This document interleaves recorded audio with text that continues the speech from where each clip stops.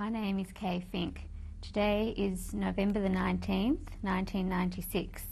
I'm conducting an interview with Mrs. Marta Weiss. The interview is taking Marta Wise. The interview is taking place in Melbourne, Australia, and being conducted in English. Could you please tell me your name and spell it? My name is Marta, M-A-R-T-A, Wise, W-I-S-E. And what was your name at birth? Marta Weiss, W-E-I-S-S. And where were you born, Marta? I was born in Bratislava, Czechoslovakia. Can you spell Bratislava? B-R-A-S-T-I-S-L-A-V-A. And what was your date of birth? 8th of October 1934. So how old are you now, Marta? I'm 62. What are your parents' names? Yeah, 62. What were your My late parents' names were Margaret Weiss and Eugen Weiss. My father's name was Eugen Jakob Weiss. How do you spell Eugen? E-U-G-E-N, and Jakob is Y-A-A-K-O-V. And where were they born, Marta? My mother was born in Mattersdorf, Austria, M-A-T-T-E-R-S, Burg, B-U-R-G, and in Austria, and my father was born in Trnava, T-R-N-A-V-A, in Czechoslovakia. And what was your mother's maiden name? Her name was Kerpel, K-E-R-P-E-L. What can you tell me, do you remember of your early childhood years? I remember being very happy. We lived in a very happy environment. It was a very nice life. We lived like normal children. Who else was in the family when you were born? My earliest recollection is from the house. We lived in that house, in 60 Palisaden, Den Weg, from my birth, from before. When my parents got married, I went straight to that house. And then later came my grandparents, who my father put it downstairs on the street level, and his older brother, wife, and 4 children who lived on the 2nd floor, and we lived on the 1st floor. And so that the whole family really was in the same house. And how many brothers and sisters did you have? Altogether, 10, 1 brother and 10 sisters. But at the beginning of the war, there were less of us. There were only 5. So who was there when you were actually born? Who was in the family? It's actually 9, because one was a miscarriage, sort of later, and a fairly late miscarriage. I think it's 9, yeah. There's Kurti, my late brother Kurti was the oldest. Eva, Noemi, myself, Judith, Renata, Ruth, Rosanna, and Hannah. The other family members. And what did your father do in Bratislava? My father was a merchant, a textile merchant. He was a professional textile engineer, and he had a very large textile firm. That he was both, he had a spinning and weaving mills as well as retail shops. The retail shop was actually, one was where it was materials were sold, the other one was what they called trousseau shop, where everything that you needed for a trousseau was sold. Being a very young child, I guess the memories are probably quite different. So what sort of things do you remember about playing or going to school? Well, I remember going to the park with the nurse. In those days in Czechoslovakia, everybody had a nurse for the children. And I remember going to the park with her. And the garden wasn't big, so you didn't play much in the garden at home. And then later, of course, I went to Jewish school. It was the Orthodox Jewish school in Bratislava. And I was sent away in 1942, so I was there for 3 years of the war. And I remember the changes from being a happy household, and it changed into a household full of worries, and more people were coming. My grandparents from Austria, after the Anschluss, came to Czechoslovakia, and they stayed with us for a while. Then they had to leave because it was too dangerous for them to stay. They were hiding. And I remember the whole atmosphere changing. Before we actually get to that point, can you tell me, you said you went to a Jewish school. Was that, do you remember the name of that school? No, And was your family religious? very religious. We've always been religious before, during and after, even during.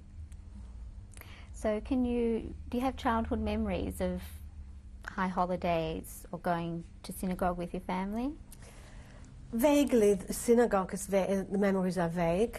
The Yom Tovim are very, very vivid, because you see, in those days we were only allowed, we weren't eating with our parents every day. Like in Australia, children eat with their families. Only on Shabbos, on Shabbat, we were allowed to eat in the dining room with our parents. So it was and on Yom Tov, so it was a very special thing for us. Other than that, we ate with the nurse, and not in the kitchen, interestingly enough, in the children's room. And we were only allowed to go in sort of to say, kiss the hand to our parents. It was a very different life in those days to the freedom here, you know. Can you tell me a bit more about the Yom Tovs, what they were like and who you shared that with? I don't remember all that much. I don't remember much at all. I think my experience during the war has sort of... I remember snippets of from before. I remember getting into trouble because I was always a bad eater. And I remember playing in our room with the nurse and my sisters. But I don't recall all that much about... I remember vaguely being, as I said, being a special occasion, being in the dining room for Yom Tov. I think it was my grandparents, of course, were there, and my uncle and aunt. But that's all I remember from that time period. What do you... I remember my little sister being born, for instance. In 1938, I was 4 years old, in the house. And what was that like? I remember being told by the midwife to get out and be very quiet, otherwise something will happen to my mother, which was very brilliant. Can you remember much about the school? I remember learning the alphabet, and I remember learning mathematics, and to this day I count in... I want to be certain I think of it or count in Slovak. Were you aware as a child of the difference between being Jewish and not Jewish? Not before the war. No. Not before the war. We had no problems. We didn't get called names, and we didn't have any problems in the park or anything at all. We didn't do that much mixing. I mean, I suppose at that age, how much mixing do you do? You go to the park you were always under supervision. What do you remember of your parents at that stage? What sort of people were they to you as a child? My father was strict.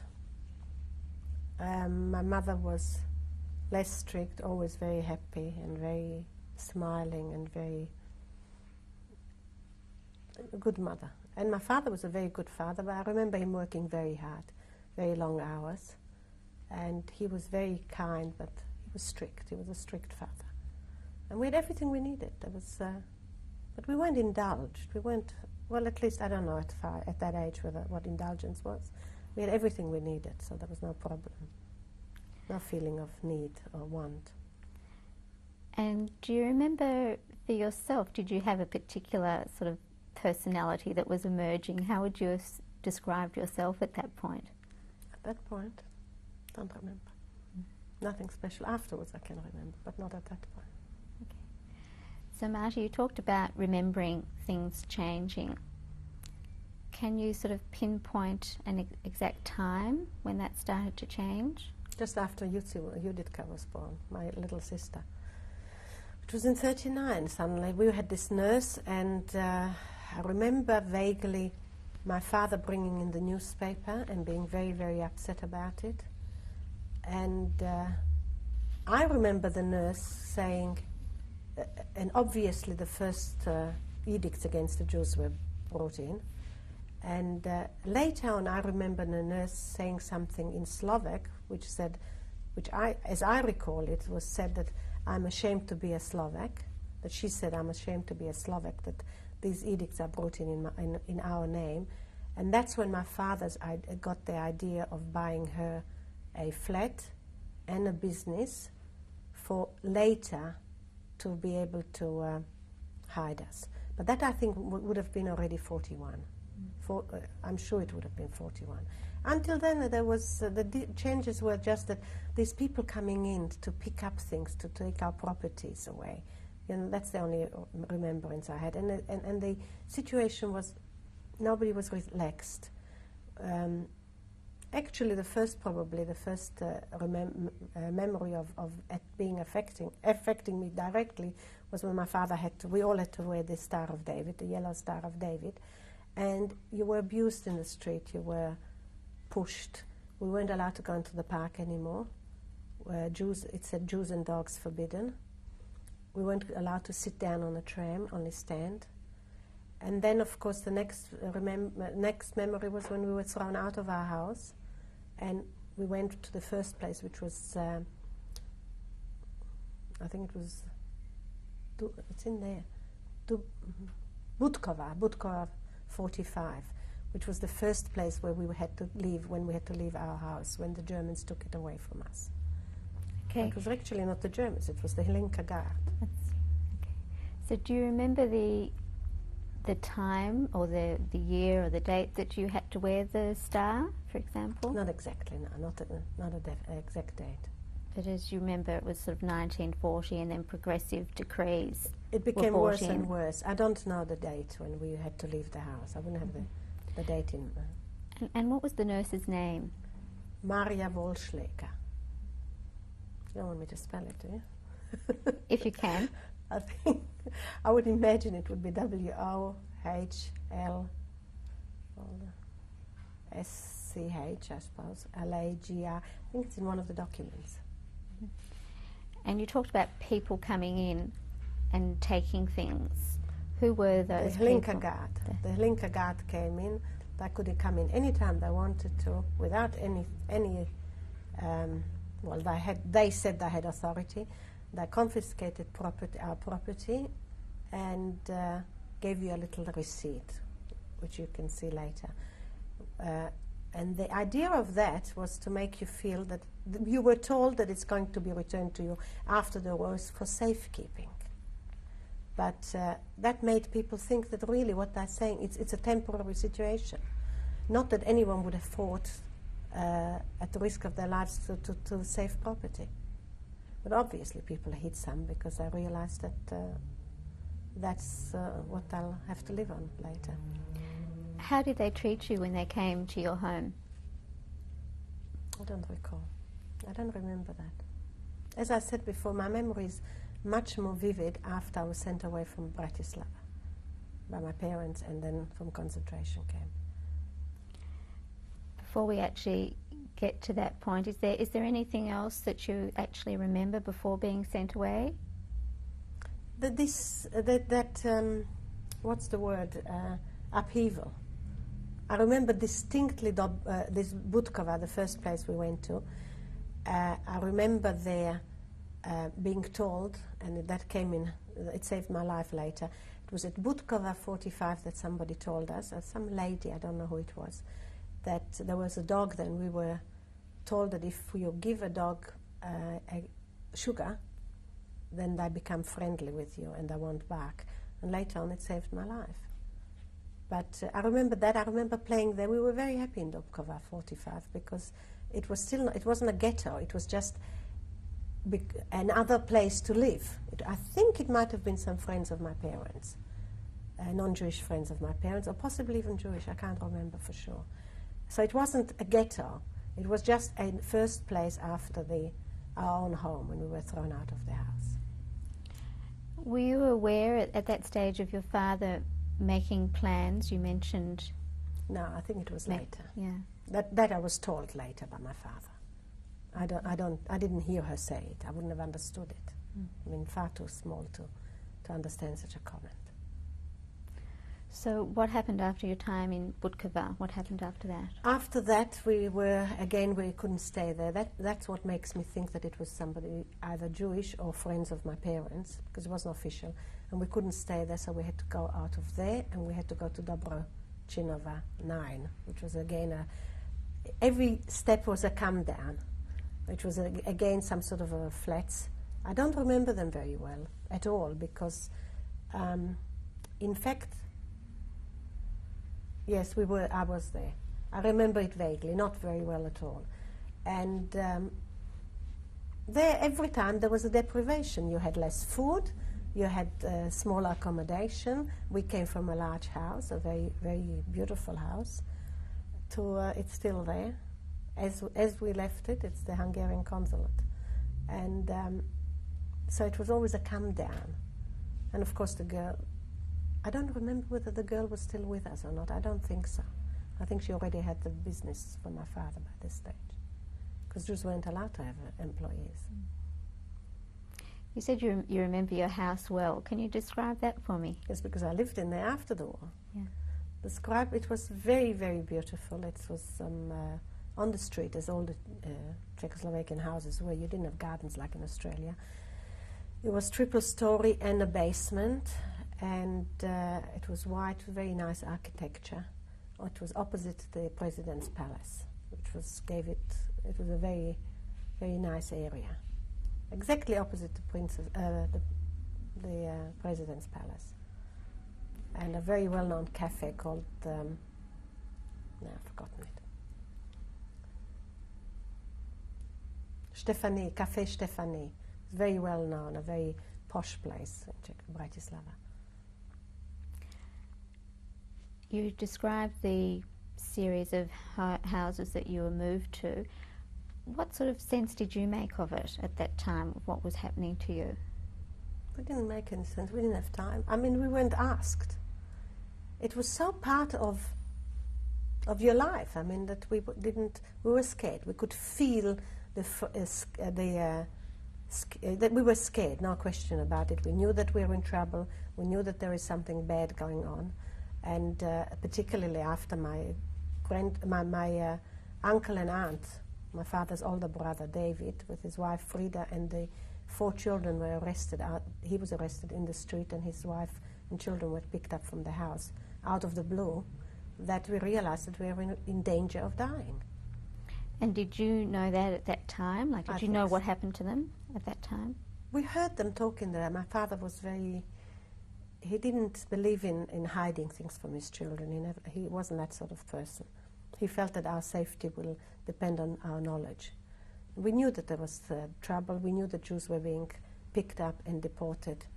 We knew that we were told they're going to work, but until 42 we didn't know exactly what was going on. But in 42, some Polish girls and young women and men, I think 4, escaped and finished up in our house, and my father organized for them to be smuggled out. And they told us that they were working on the building of Auschwitz, the Birkenau, and the preparation of the extermination camp Birkenau. And so we listened to this information. And because I know that when I was then eventually in Hungary, I told my uncle and auntie to hide because of what is going to happen. Whether I understood it, whether I knew what I was saying, I knew that we were in danger of being killed, murdered, definitely, even at that early age. Did you ever talk about it with your older brother and sisters? About the danger? Yeah, or sort of what was happening at home? I don't remember. I don't remember whether I did or not. As I said before, I think that what happened to me afterwards was so traumatic that I think a lot of the good, a lot of the everyday life was sort of, I do remember snippets. I remember, for instance, children's parties. I said before that the house was big. It wasn't really big. I mean, we lived in the actual house was big, but our apartment was only a very large dining room, a very smaller lounge room, my parents' bedroom and our bedroom, the children's room. And I don't remember where my brother slept, because he wouldn't have slept with the girls. You said you remembered the children's parties. Can you tell me about that? Not big parties, just I remember that it was a luxury in those days. It's funny because we were wealthy, but the luxury was if you got chocolate, hot chocolate whipped cream on it. That was a party feast. I don't remember much. No, I remember we didn't have toys like here. I remember little snippets like before Yontif, the live fish in the bath, because you bought them live. And that I remember distinctly because afterwards I didn't want to have a bath for ages. It was a to-do. Because they were swimming in the bath, and I think my mother killed them with a hit on the head. And that was traumatic, I think. But, I just remember this sort of vaguely, these things. So what happened? I remember my grandparents from Austria coming and staying with us for a while, downstairs, because there was no room upstairs, and then having to leave. And I remember asking why, and, being told that they've gone. Because I didn't want the child to know that they were hiding. So I was told that I'd gone back. What were their names, Marta? My grandmother's name was Johanna Kerpel, and my grandfather's Yehuda. And did you know where they went? No, we when didn't they ask too left? many questions. The parents didn't have that much time. They were so busy. I don't even remember what year it was that Krampel came into the picture. But we weren't in Palisadenweg anymore once the Arizator took over the business. Because my grandparents were thrown out, and the business was brought over to Palisadenweg. But was your father still working at that point? Yes, he was working till 44, till the end, they were hiding in October 44. In his business? In his ex-business, yes. We have there in the papers, you'll see a document which said that all the permission for him to work, the Jew Eigenweis, is how they put it, and one document shows you what he was given permission to do, and he had to pay for the privilege. He was, I can't remember it offhand, it's there. Was he doing the same sort of work as he had always been doing? Yeah, he was running the business. The guy, the Krampel, Josef Krampel, who took over our business, was illiterate. He couldn't even sign his name. He literally couldn't sign his name. He signed it with an X. And my late uncle David was in the business too. And he must have given them the information that he's not needed. And that's why they picked him up out of the blue. And my father moved heaven and earth and he couldn't get him out. And who was this fellow Krampel? Just any person, any non-Jew who took it into his head to apply for Jewish business got it. He was some very mediocre person. As I said, he was illiterate. In 41 or 42, it wasn't so common to be illiterate. And he just must have applied for it and got it. And since he couldn't read or write, he couldn't possibly run a business, especially not a big one. And since my father had spinning and weaving mills, that had to be continued for the war effort. So he was kept alive because of it. But when Krampel decided that two people are not necessary, my uncle David was deported. But you never got any information about it. You weren't warned. It happened out of the blue, on the street. And by the time my father, which was a matter of hours, my father found out that he was arrested, and so was the family. There was no way to get them out of the assembly camp. Did you know anything about where he was taken? I didn't know anything about it. I knew that there was a terrible, it was like worse than Tisha B'Av, obviously. My father was terribly upset and he was running around everywhere at the risk of losing his life because Krampel wasn't very pleased that he was running around even during office hours. And unfortunately couldn't get them out. There was no information where they were. So if we come to 42, what happened then? After my uncle and auntie were deported, this David and Frieda Weiss, and his younger brother Samuel and Dina Weiss, his younger sister-in-law's name was Dina, and I had 5 little children, and they were deported also. My father realized that the situation was getting much worse and very quickly, so he decided to send as many children as he could to Hungary, which was still free of Germans. And so each of us went with a different, with a non-Jewish person as their child on false papers.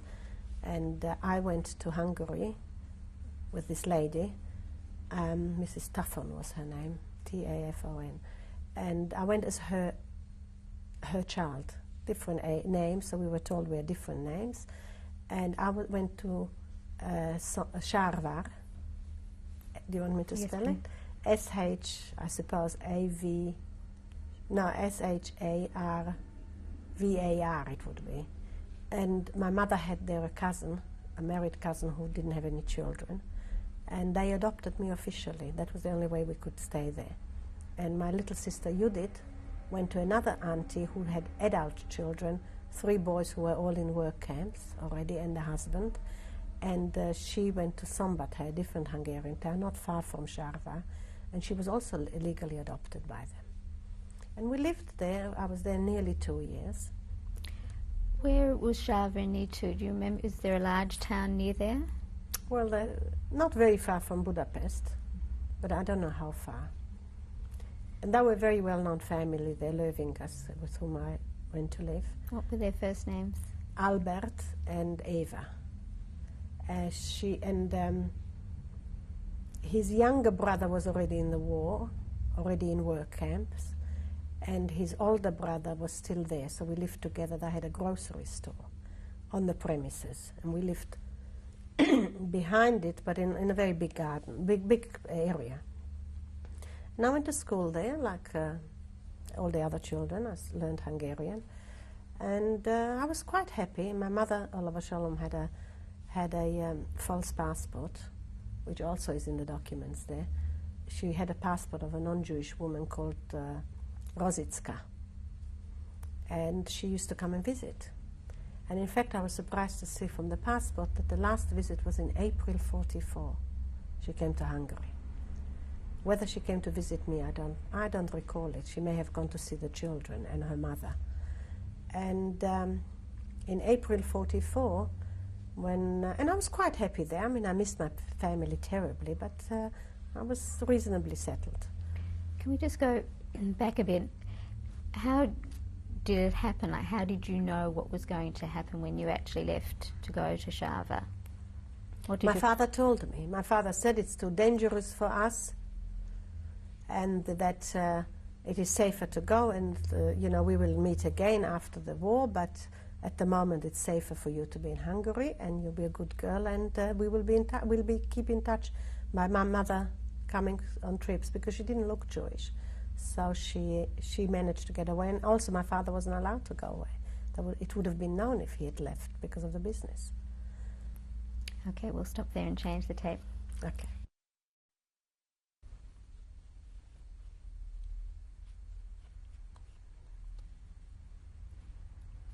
This is the start of tape 2. Marta, you were telling me about how your father explained why you had to go to Sharvar. Do you remember what you thought at that time? Yes, I was terribly upset. Of course, as a child, you don't want to leave your parents, the safety of your family. And I went with a complete stranger at the time. I had never seen the woman before. And you go on the train, and you were told, so you realize that you were in trouble, that there was danger, because but I think when your life depends on it, it sinks in, because you had to go with a complete stranger. You were told that your name is no longer Marta Weiss. I don't recall the name I was given. Probably Tuffon if I went with her. And that I have to pretend that this lady whom I've never seen before is my mummy, and call her mother, mummy, and go to a complete stranger. And my mother's cousins were very nice, but very different, obviously. Didn't have children, had no idea how to handle a child, and certainly not one who'd had problems, because obviously I had problems, being emotionally upset being away from my parents. I do remember that I was bribed with a watch. My father gave me a watch before, sort of in advance of my birthday. And you had to do it. You could see there was no choice, and then you realized that it was that I didn't do it out because I didn't want you. And I was told that, and I knew that Judicka is coming too. And how old were you at that stage? It was sometimes in the beginning of 42, no, middle of 42. It must have been before my uncle was taken. Dates, certain dates I remember exactly because of a reason behind it, but these dates I'm not 100% sure. I have a feeling that that it was after my uncle was taken. I think my uncle was picked up in May, around about May. But it was sometimes, I wasn't 8 yet, it was before my birthday, so it must have been the beginning of the year. And your sister Judith also went to Hungary. Did you have contact with her while you were in Shava? Yeah, I used to speak to her on the phone, but not much. Children, not. I did speak to her on the phone. I don't think I ever saw her. I don't recall seeing her. How was life different in Shava from Bratislava? First of all, I had to learn a new language, although I spoke a little bit of, I knew a little bit of Hungarian from my parents, but I didn't speak it. So I had to learn a new language. I had to make new friends. I went to the school there. I think it was not a Jewish school. I can't remember actually. And I was away from my parents. And I lived in a place where it's almost like a farm. I remember that I had animals there, chickens and geese, because I remember being taught to feed a goose, you know, shoving the stuff down the throat to force it down. So I recall the yard and that it was enormous. And different foods, different behavior. It was hard for as a child. Did you have contact with other Jewish children and people yes, in their cousins, his brother's child was there too. I think one or two, I can't remember for sure. I think no, one little child. I can't remember if it was a girl or boy. Certain things I can't remember. And how different was it being Jewish in Shava, being Jewish in Bratislava? No, none at all. Didn't have any. There wasn't no anti-Semitism that I could feel, that I could discern at this age, at all. And was there any sense of danger at that point? Did you feel? Well, the fact that I was away from my parents made me feel different, and made me, and I knew that we were in danger. And as I said before, I recalled my father speaking to these people. Incidentally, one of them lives here in Melbourne. I remember that conversation, and I remember that they said something about a place called Auschwitz, and I knew that people are disappearing. But as I said, whether I really understood it at that age, what it really means, or whether it was just something that one repeats, I don't know. I was quite happy there, but unhappy that I was away from my parents, and I used to wait for my mother's visits. Did she come very often? I don't recall very often. No, she couldn't get away very often. It was a very dangerous trip for her. Even though it was very short a trip by train, she was in danger the whole time when she went. And she also had to go and see me, my sister Judith in Szombathely, and by this stage, after me went Renata and Ruth, the two little ones, and her mother was in Hungary, so she went, and my brother was in Hungary at certain times, so was Noemi, my sister Noemi was sent to Hungary. So she had to try and visit all these people. That's why I don't remember her being very often there. But she obviously was quite a few times. So how did things change in Shava? When did things... Well, we were talking, and if I said anything about what's happening in Czechoslovakia, the Hungarians told me to be quiet, and it's that I don't know what I'm talking about. I had a very, very, very much of an ostrich attitude.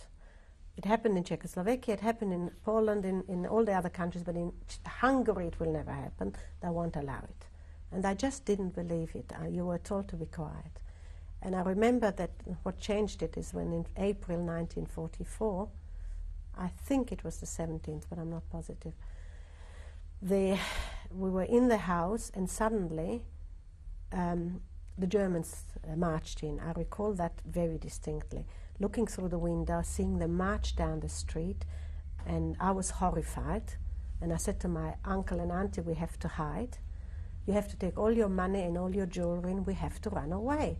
And they've refused to do it. It will not happen in Hungary, they told me, only in Czechoslovakia and the other countries.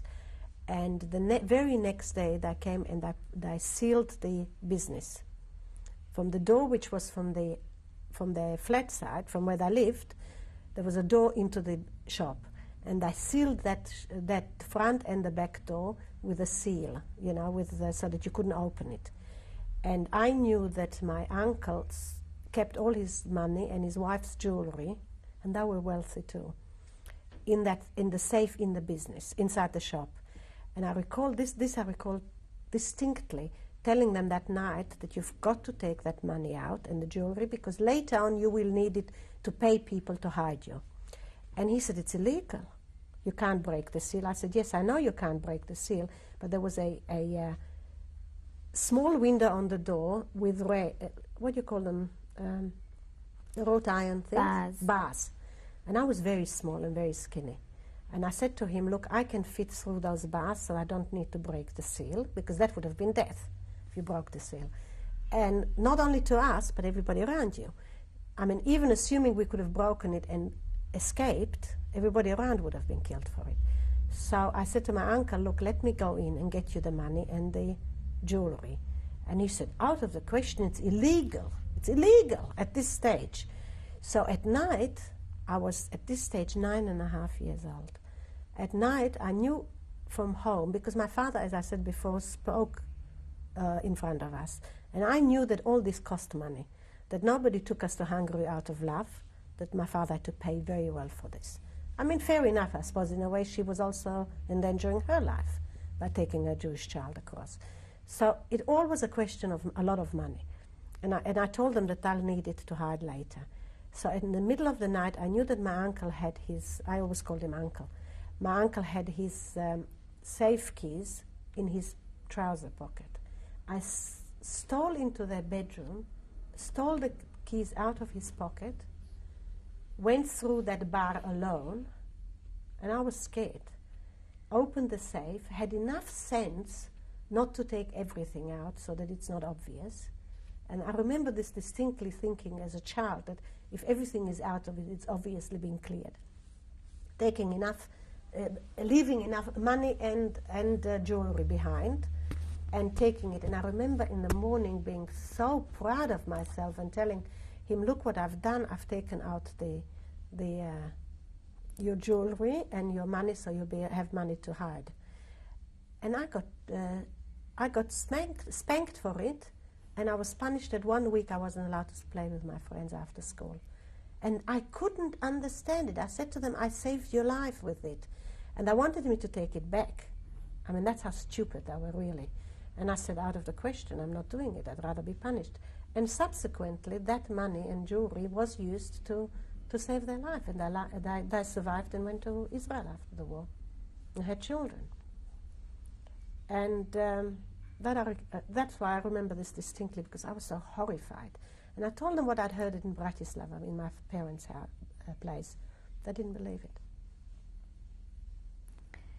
So once the Germans came in and they sealed things up and made things more difficult, what actually happened to you? Well, How after did it that, change? everything that happened in Czechoslovakia over a period of 2 years happened in Hungary within less than 2 months.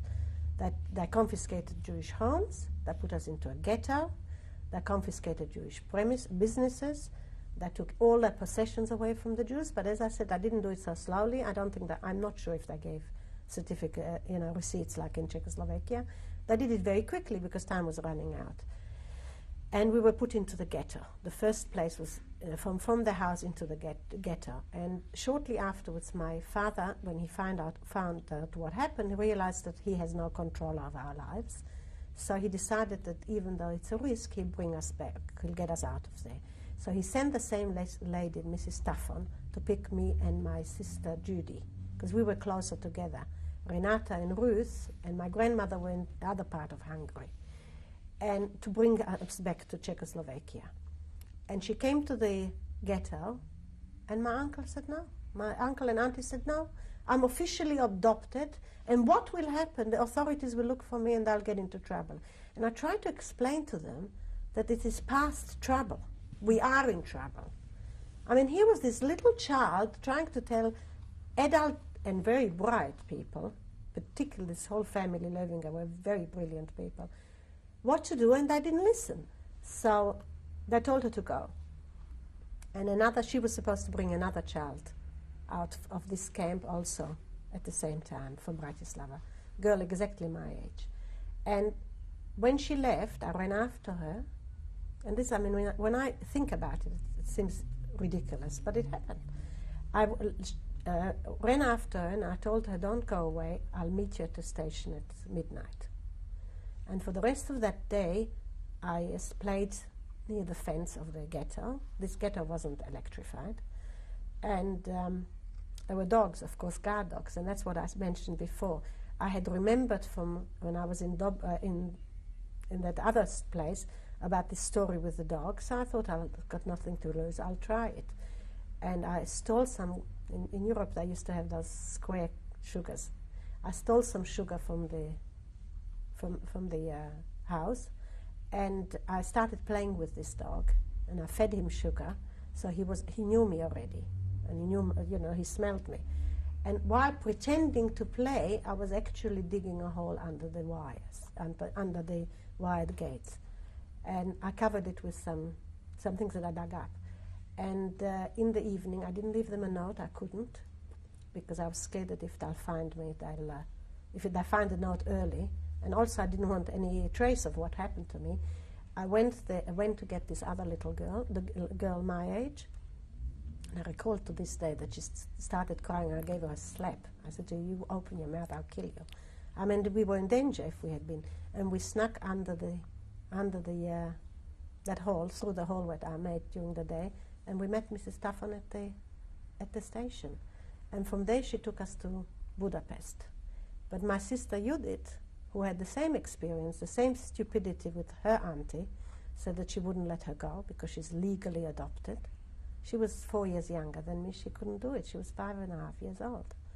So she couldn't do it. So she went subsequently with my auntie to Auschwitz and was killed. And Staffan took me back to Budapest. That was her job, was only to take me from Sárva to Budapest. By this stage, you couldn't go even on false papers. You couldn't risk it going legally. I mean, on the train. Or perhaps she couldn't have the papers. I don't know. But that was the arrangement. And she took me to my father had an elderly aunt in Budapest. And she took me there. And and then I stayed there, I think, a day or so. And I was given, at the ripe old age of 9.5, I was given a choice. I can either go to Palestine on a boatload of children that they're smuggling out, or I can go back to Bratislava, and the choice was mine. Who gave you that choice? I don't remember whether it was my auntie or whoever was organizing it. Somebody gave me, at my auntie's house. It was a very big block of housing commission flats. And I was given this choice there. And I thought about it, and I decided that I wanted to see my parents. I hadn't seen my father for 2 years, and my siblings, and I was scared. So I went to, and your whole survival was real luck, really a question of luck, being at the right place at the right time. Because I decided, with no knowledge or no reason for it except that I missed my family, I decided to opt for going back to Czechoslovakia. And that was the boatload of children that were sunk in the middle of the ocean on the way to Palestine, and we'd all perished. So this is how it was the whole time. It's not what you did knowingly, it was pure, unadulterated luck, purely. So then I decided to go back. Just before Yes. we go further, can you tell me more about the ghetto in Sárva? How long were you actually in that ghetto? I can't remember the timing. Not long. Very, very short time. Only a matter of few weeks. And what were the conditions like in the ghetto? It's interesting. My whole focus of that ghetto time is on that visit by Mrs. Staffan, when my uncle and auntie told me that I'm not allowed to go, and I was devastated. I couldn't explain to them. I begged them. I cried, and I just wouldn't relent because I'm legally adopted. The conditions were, I just vaguely remember huts, but nothing much. I remember the place we ate, where I went to get the sugar, like a sort of a big hall, and I remember the dogs with the fence. I don't remember much of the other things. I don't even remember where we slept. Do you remember if you had enough food to eat or anything like that? No, it's just left my mind completely. Because after what happened, I think it wasn't important. It's funny, you remember some stupid incidences and you don't remember something very, very irrelevant. Okay, so we're at the point of you decided to go back to Bratislava. So who helped you and how did you get back I had there? to stay with my auntie a day or two, and then this man came to get me. And he took us illegally. Now, where the difference was when I went with Staffan, I went on the train as a non-Jewish child, as her child. Going back already in 1944 was a different situation, so we had to go illegally. He took several people. I recall this, a whole group of people. All the others were families. The only person there was a little boy about my age who was also alone. We were the only two who were alone, children alone. And he took back about 20 people. And I remember distinctly the children being carried on the back in some sort of like a sling, and their mouth tied exactly like on Exodus, in the film. The children, at certain stages, not all the time because they would have died, that at certain stages they were drugged. There were all the children, the little ones who weren't old enough to be told. I think there were about 4 or 5 that weren't old enough to be told to keep quiet, were drugged. And then, but still when we went across the actual borders, where there were guards, I remember them putting tape on their mouths.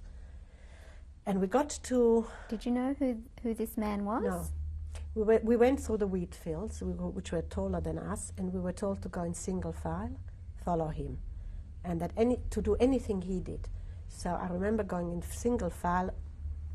The little boy was in front of me, this boy was alone, and then it was me, and then the other families, the other people, but all single file. And he said whenever he ducks into the wheat fields, we should duck.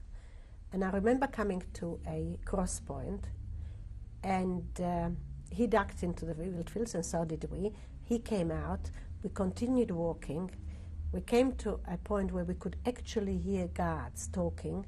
We could see the fire, and we could hear the actual voices. And he turned around, and the other people weren't there. They obviously hadn't seen him come out again.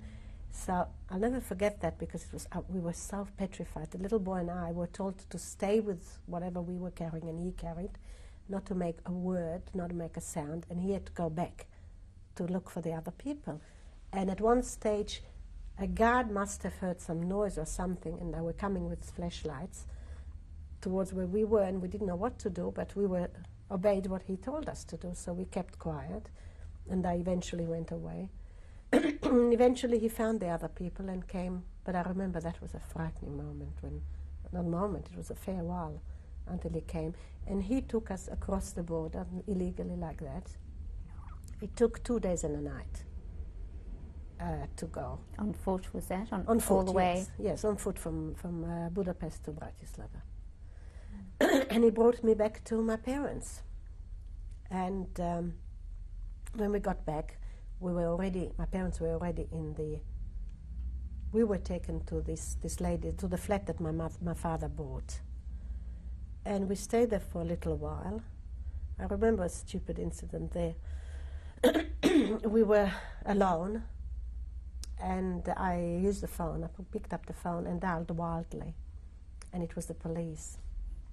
And I remember being petrified. The Hlinkova Garda, actually, I was petrified and put the phone down quickly, but I wasn't sure whether they could tell where we are or not. And I was petrified of my father if I told him. And I think it was Noemi was with me, I think. Noemi was hiding there too. And I said to her, what shall we do? Shall we tell Daddy? And we decided not to tell him. We never told him because we were scared to get into trouble. We were there for a little while. Again, I can't tell time. And when you say we, was it the whole family, other than Judith? No, I don't remember Renata and Ruth being there. I don't remember. I remember this incident with the phone. I know it was very crowded, so there must have been quite a few of us there. Kurti was there for sure. Noemi was there. Eva was there. Although officially they were also living in Clarissagasse, in the ghetto, which I don't understand how this came. Maybe they weren't in the Clarissagasse anymore. I'm not sure. But we were in this flat. And then my father, it was just too crowded and too dangerous. And I remember the woman saying, this Maria, that it's too dangerous. And she had a German boyfriend. And she was scared. I mean, when he came, we had to hide. And she was scared that he will get to know, will be caught. So in that flat, you were actually in hiding. You In were hiding, there unofficially sure. Oh, yes. and illegally. We weren't allowed to go out. We didn't have any permit anymore to go out. And so my father decided that it's too crowded and too dangerous. So he got her to find her sister's papers. She had several sisters. She had a sister, 16, and a 13-year-old. That was the closest to our age. And he found a place, it was an ex-Jewish flat actually, in Nitra, a place called Nitra, N-I-T-R-A.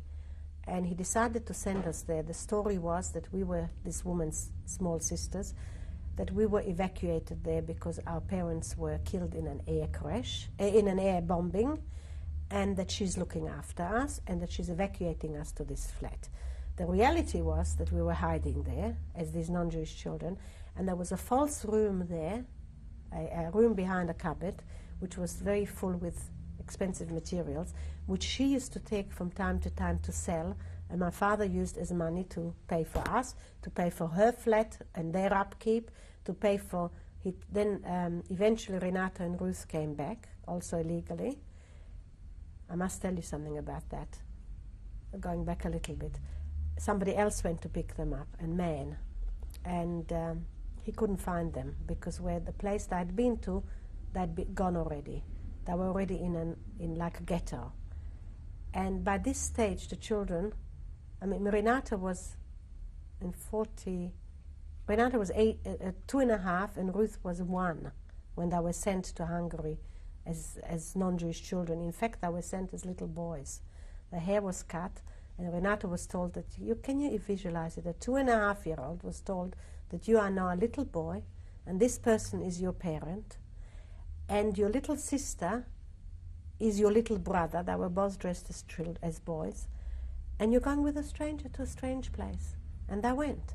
And by the time they were arrested, they were sent into the ghetto in Hungary at this time in 1944, they were totally confused who they were, because that had so many identity changes. And my father knew that they would not reply to Renata Weiss, because she wouldn't dare to say her name is Renata, even if she remembered it. So he told the woman who went to look for them that there'll be 2 little girls together, and that one of them, Ruth, has got a birthmark here. And sure enough, this woman went from where they'd been. She found out which ghetto they were sent. They weren't with my grandmother anymore. My grandmother was already deported. And they asked for the children, and I said, we don't know the names that they would go under. But she said that it's 2 little children, 18 months apart. And one of them's got a very large brown birthmark. She said, yes, yes, yes, I know which one it is. There's 2 little girls where the big one, doesn't let go of her little sister even to go in the bathroom. And she found them on the toilet, holding on to her little sister.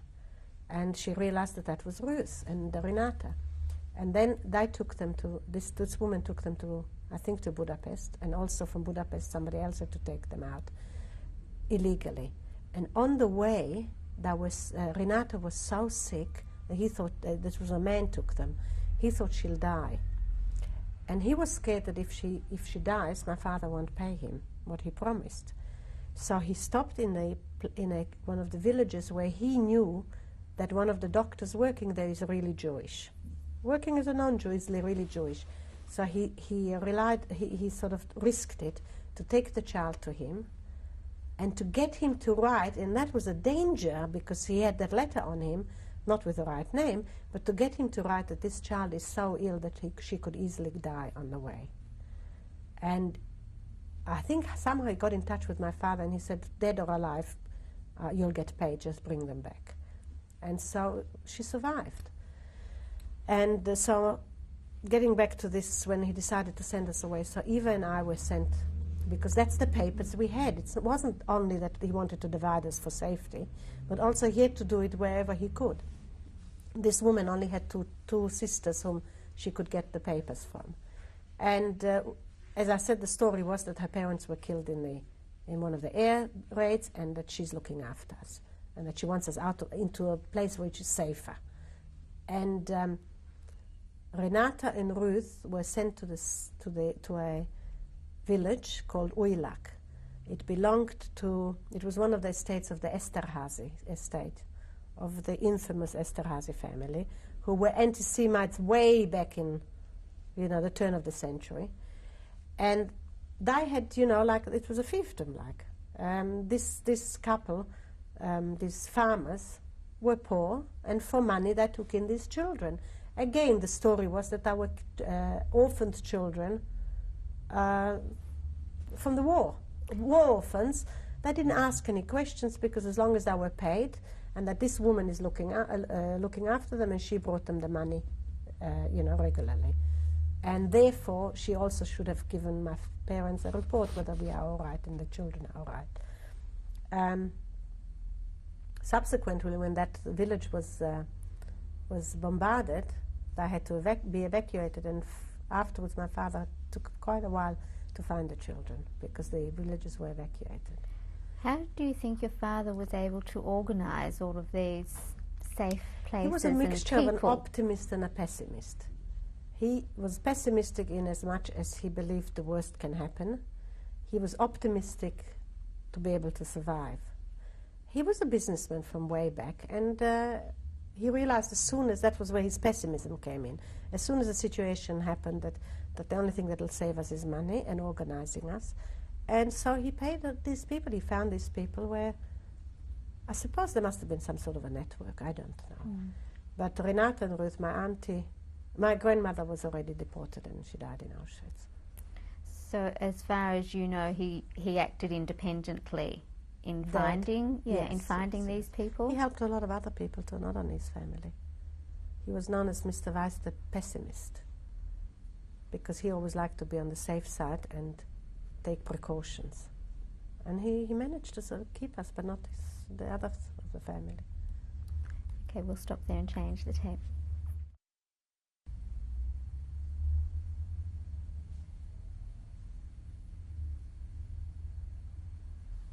This is tape 3. Marsha, you're describing how your father was able to find people and places to have you hidden. What did you actually do in Nitra while you were in hiding? Do you remember? We went to school. We were official there. We were officially Anna Wollschläger, and I can't for the life of me remember my name, and neither can Eva, which is very interesting. We remember hers, but not mine. And we went to school. We lived in a very large block of flats, almost, like the Housing Commission flats. I remember with this the block was big, not the flat, with those balconies going right around with the front door.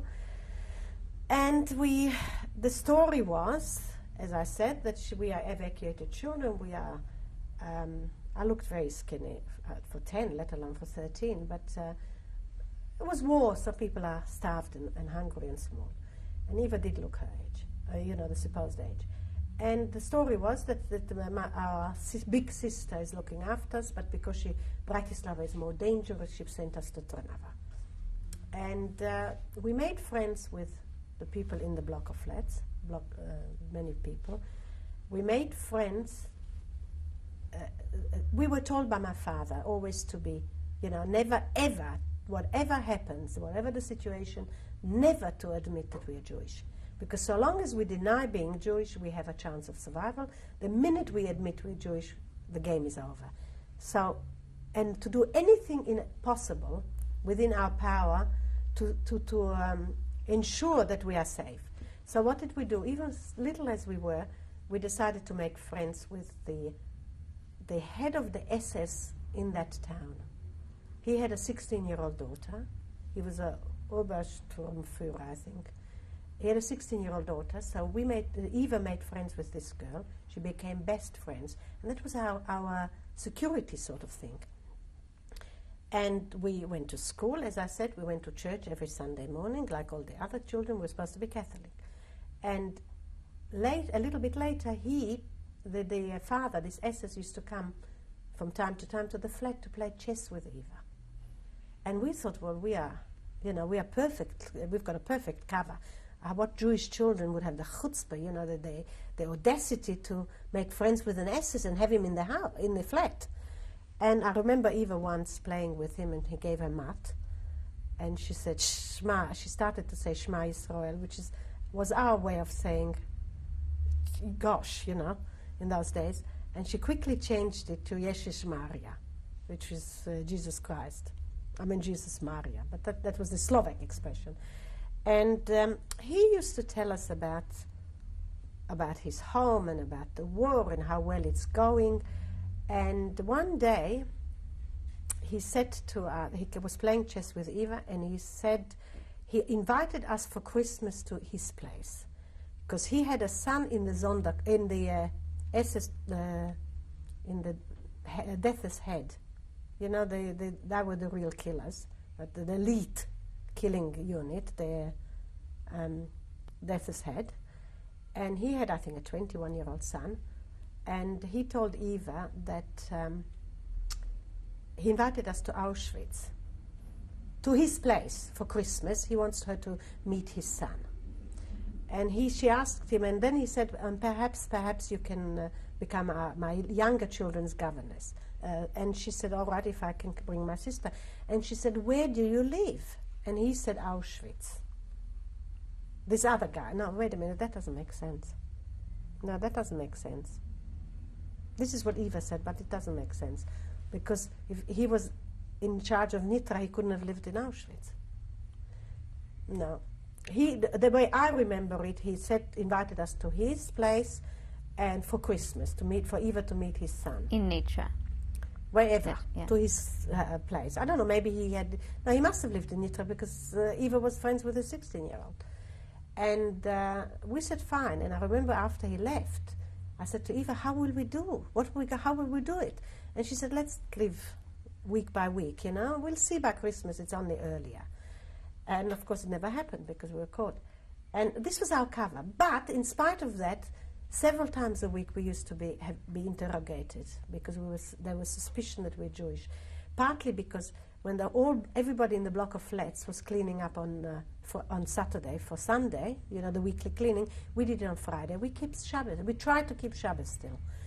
And I remember once we got a parcel from Bratislava from my parents of food, and you had to sign for it. And we didn't open the door because on Saturday morning, because it would have meant signing. I mean, that's where our stupidity, our childishness came through. And so we didn't open the door, and the neighbor had seen me play outside not long before, so they knew we were at home. And I must have reported it, that because they knew the Jews don't do things on Shabbos. Also, we had to pick up our daily ration, and we didn't pick it up on Shabbos, which was stupid. So it got to a stage where the woman in the shop said, I'll keep your tomorrow, on a Friday, I'll keep your tomorrow's ration for Monday. And this was overheard. So we were kept constantly interrogated, and we always denied being Jewish, having in mind what my father had said. And who was it that interrogated you? Different people from the Hlinka Garda, from the Czechoslovakian equivalent of the SS, the locals. And we always thought we got away with it, especially with being friends with this 16-year-old SS daughter. We really thought we were. But we did write to my parents about these interrogations, about these questions. What should we do, and is it safe? The girl, this nurse, Maria, she read our letters. She realized that if my father knows we're in danger, he will bring us back to the flat. 2 more people. She wasn't going to have that. And so she decided not to give him the letters. She told him we are too silly and, childish, and we are forgetful, and we can't be bothered. We're too lazy to write.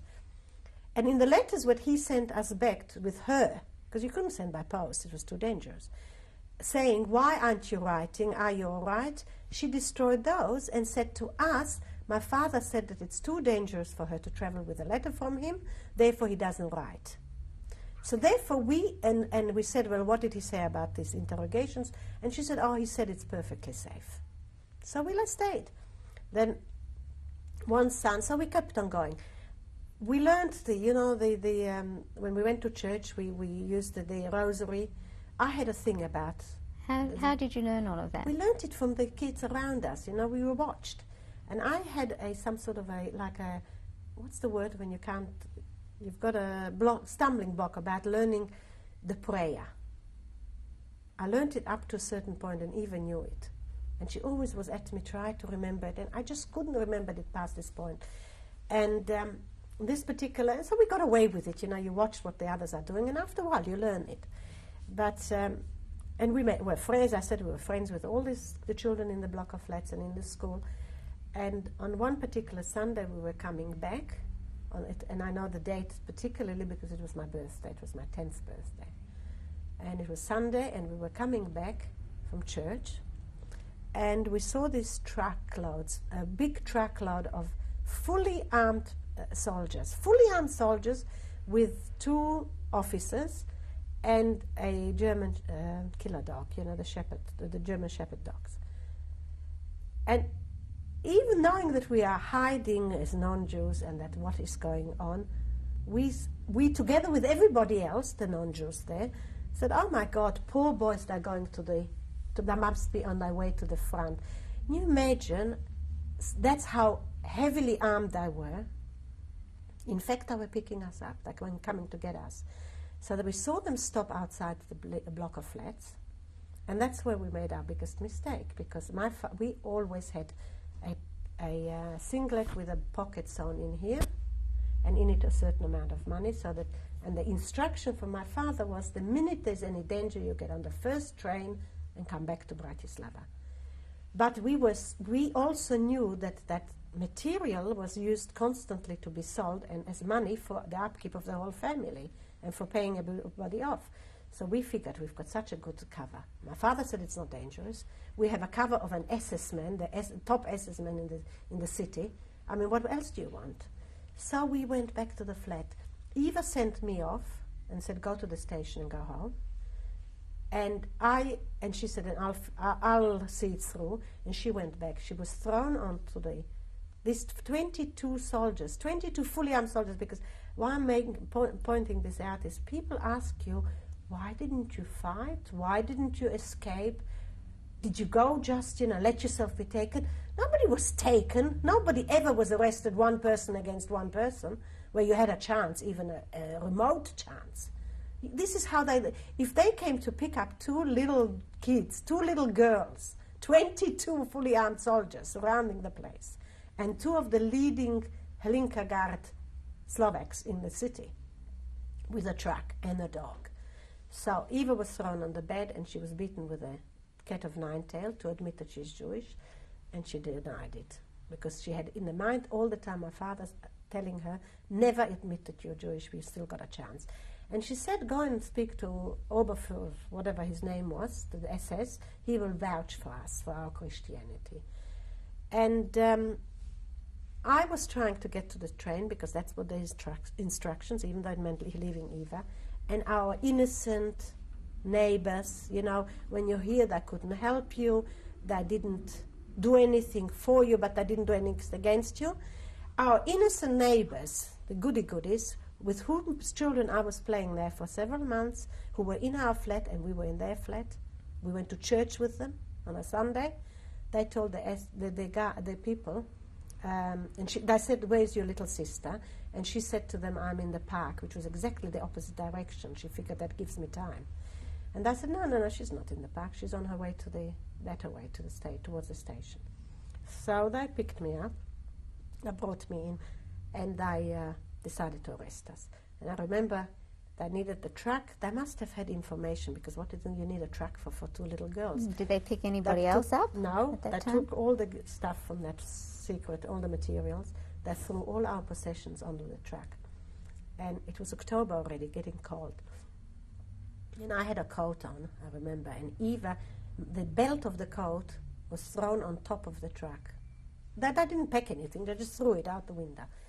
And we were put on top of the truck with guards. And I remember distinctly Eva saying to me, Marta, take the belt, because it's getting cold and it'll keep you warm, to tie myself up. And I put my hand out to take the belt. my possession and a lousy belt. And I was hit by a guard and said, leave that, that's not yours. So, you know, they did more than their share of, more than their duty. They did far, well above the duty when they picked up little kids. And we were taken to the detention center in Nitra. And where was Maria Vollschlager at that point? She was in Bratislava. As we were taken out, when I mentioned that Eva said called this SS, the SS did call him, but he was out of town. But his daughter came running when she heard that we were being arrested. So his daughter came running, and as we were put onto the truck, Eva called out to her and said, please call this and this number and tell my sister, Maria, that we have been arrested. And she rang that number, and that was the flat where this Maria lived, and my father sent her to get us out. In the meantime, the week passed until this whole thing was arranged.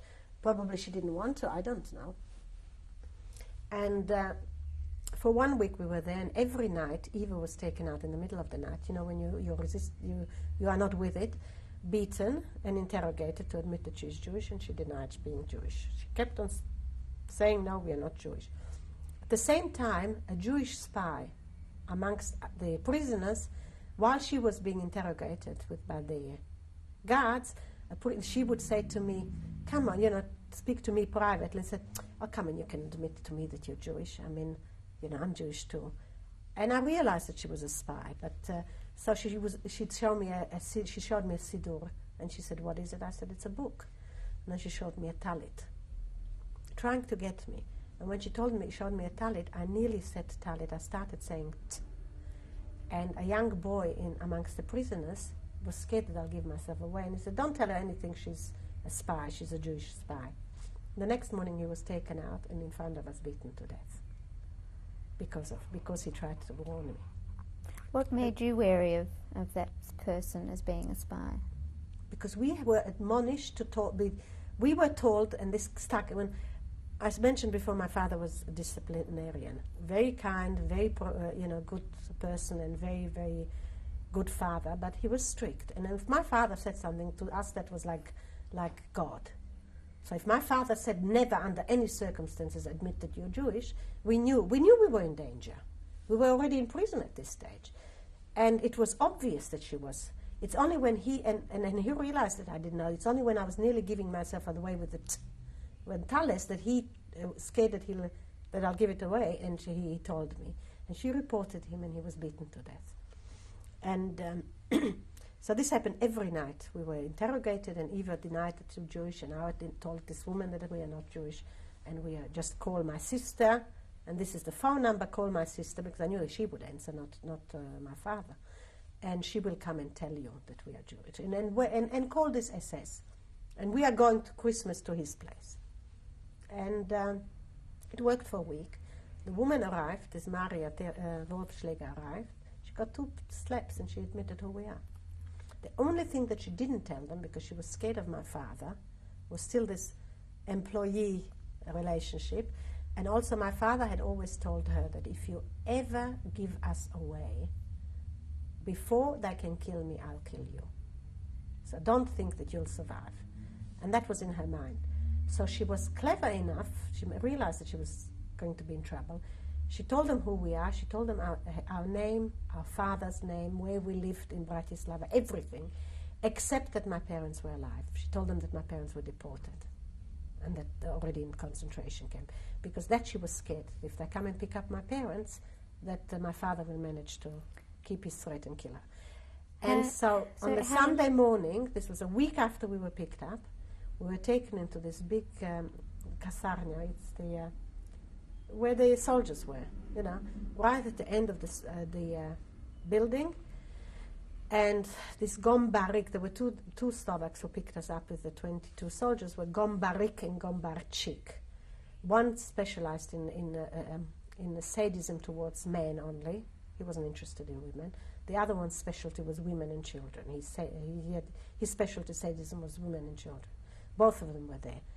And they said to us again, they called us in, and they said to us, who are you? And we continued, Eva said she's Anna Wollschläger, and I said my name, whatever it was. And they gave her a slap, and he said, no, you're not. You are Eva Weiss, and your sister is Martha Weiss, and your father was Eugen Weiss, and your mother's Margaret Weiss, and you had so many sisters and brother, and you lived in Palisades 60, and your business was Bratia Weiss, and your Arizatoris Krampel. I knew everything, all the details. So we admitted it. Just as we admitted it, I mean, it's like a story. Just as we admitted we are Jewish and that we are the Weiss girls, this SS came in, the top SS of Nitra came in and said, I vouch for these girls. So they laughed at him and said, it's too late, they already admitted being Jewish. And while they were interrogating Eva, one of them, I don't remember which one, which, used to say, admit that you're Jewish and you won't be in trouble. And I'll tell you what, I'll give you a job as my the nurse for my children. But if you continue dying with you're Jewish, we will send you into concentration camp and you'll be made into a tin of meat. You will be made into meat, tins of meat. And Eva, at this stage, was so exhausted for the 7 days of interrogation every night, so she didn't sleep. And she thought that my parents really were caught, because that's what the woman had said, that my parents were really deported. So we felt that there was nothing left for us. So she sort of threw all caution, and we just had enough.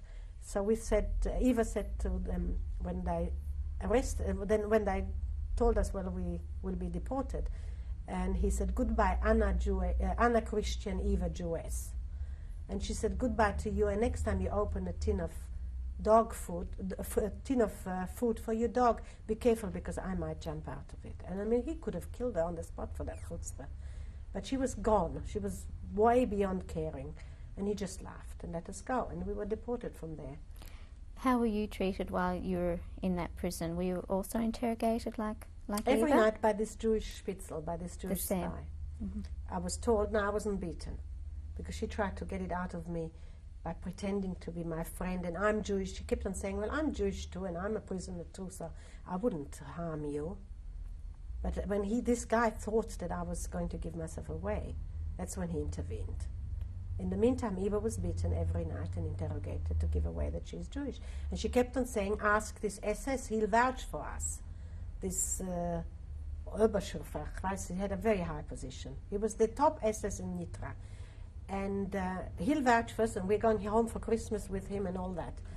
And unfortunately, he was out of town for us. So everything was beshat, your whole life depended on coincidence. We were given away. If that SS had been in town that week, we would have been released. But because he was out of town. If he had come back an hour earlier than he did, we would have been safe. But we just admitted. So when he came in, he sent a message to immediately release these girls. I'll vouch for them being Christian. So the interrogator said, too late, I already admitted being Jewish. Because once I had all that information, we thought what put us really in, because they said that my parents were deported. So we thought, well, there's nothing left. If my parents are deported, forget it. How had that Maria treated you for all of the time that you were in hiding with her? We weren't in hiding with her. Well, my parents were in the end. My father bought her the flat, he bought her a business, did I mention that? And so that she would hide us. Because at the beginning, until late in 1944, they were in the ghetto in Bratislava. How had she looked after you, though, when you did have contact with her?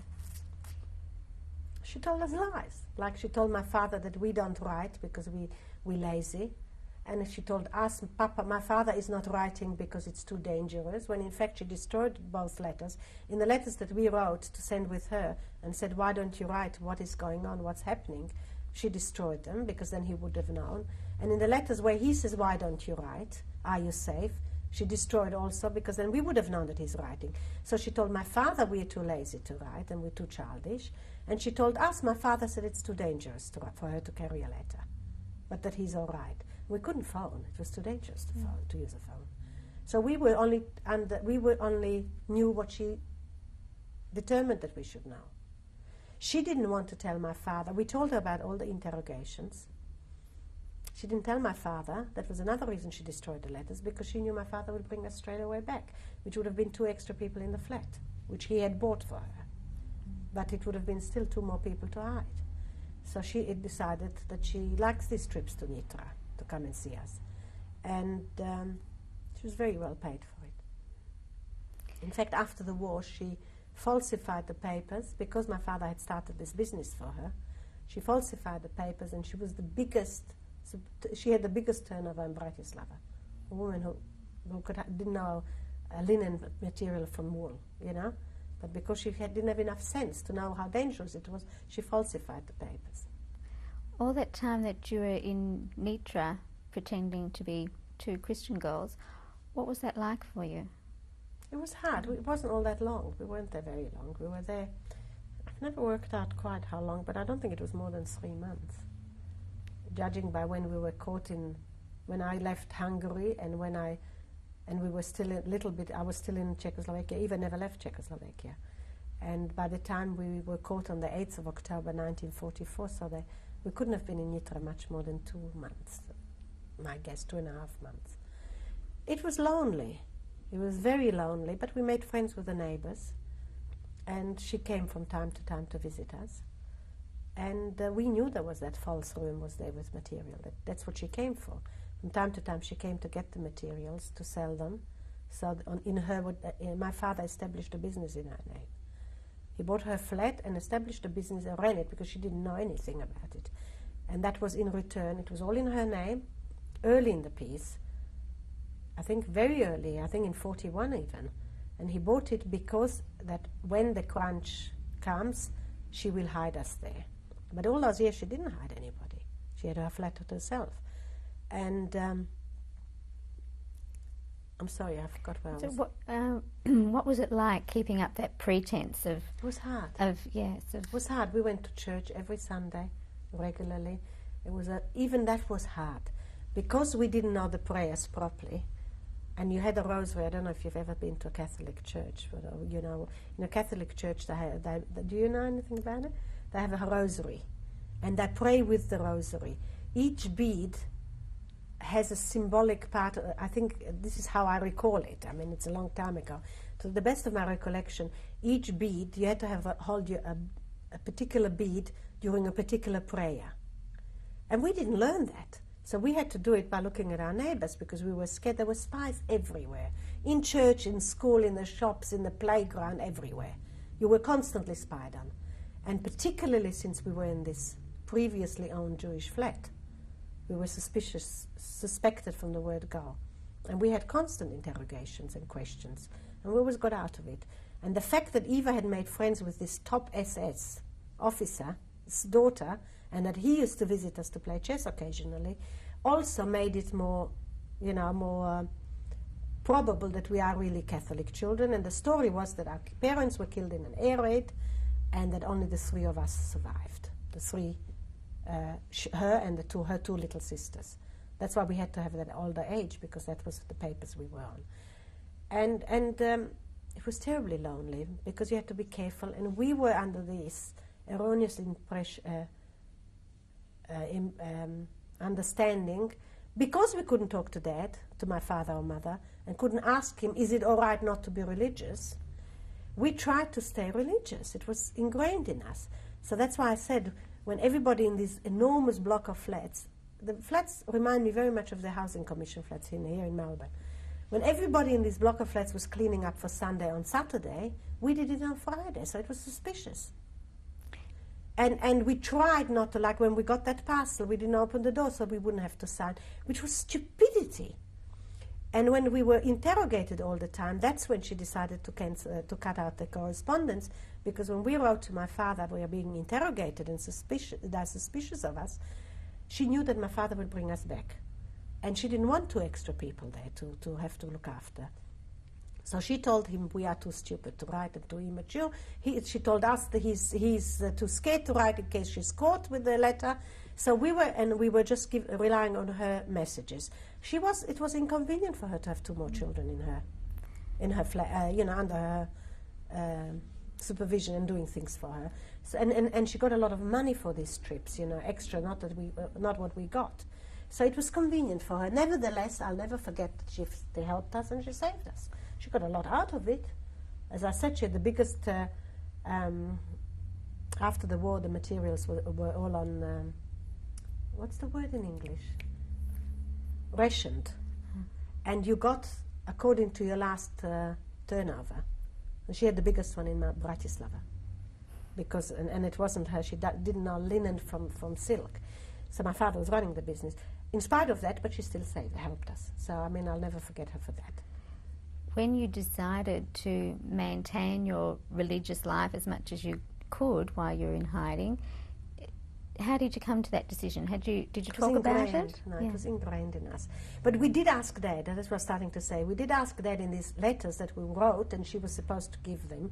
And then when she said she's not giving, we didn't even know she wasn't giving them, even the letters. Because we never got his letters in which he said, why don't you write, you see?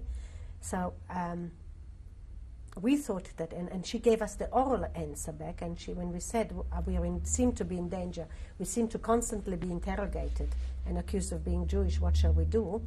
She didn't tell him. She didn't tell him that because of this danger that we'll go back. So she told us, my father said, we are safe, not to worry. So it never occurred to us as two little children who were brought up religiously not to keep these things. We asked my father, we were children, we asked my father, what should we do about Shabbos? What should we do about cleaning? Should we do the cleaning on Saturday? Because the neighbors used to ask us, why are you cleaning on Friday, not on Saturday? And we'd make some stupid excuse. Or then we tried to hide it. So you know what I mean? So, but she knew that the minute my father knew we were in danger, he'd bring us back, 2 more people in her flat. So that's why she stopped the correspondence. Okay, we'll change the tape.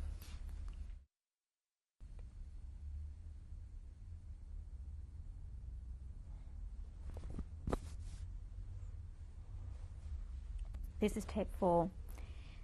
Marcia, you're describing being caught in Nitra, being in the prison there, and then being sent away. Can you tell me what happened then? Yeah, I don't know if I mentioned that they knew our name exactly, that's why. Did I mention it? That's why we admitted who we are. We were then, the very next day, we were sent away to a assembly camp, still in Czechoslovakia, called Sered, S-E-R-E-D. And that was, as it says, assembly camp. As soon as they had a certain number of people, a wagon load, train load, that sent you off. And she came back and told my father that we were arrested and that we were deported. This is Maria. Maria, but she didn't dare to tell him that we're going to Auschwitz. She knew we were being sent to Auschwitz. How did she know? Because they knew it. She was rewarded for her admission. So she thought that my father will kill her and kill himself and the family. She was scared of him. You know, there was still this employee-employer relationship. And so she told him that that we were sent to Theresienstadt, which was a less serious camp where you had a chance. But she was told that we were going to Auschwitz. And we were sent to Sered, which was an assembly camp, as I said, and then as soon as they had a train, they sent you off. And what was it like in Sered? We were only there, I think, 2 weeks, less than 2 weeks even. I recall it as a madhouse. I mean, it was an assembly camp, and that's exactly what it was. Some people worked, there was some work done, but not much. By and large, you were just waited. As soon as there was space, they had a certain number of people that shipped you off to Auschwitz. It was very depressing.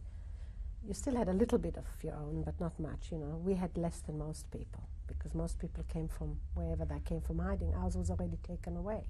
Everything was only what we had on ourselves.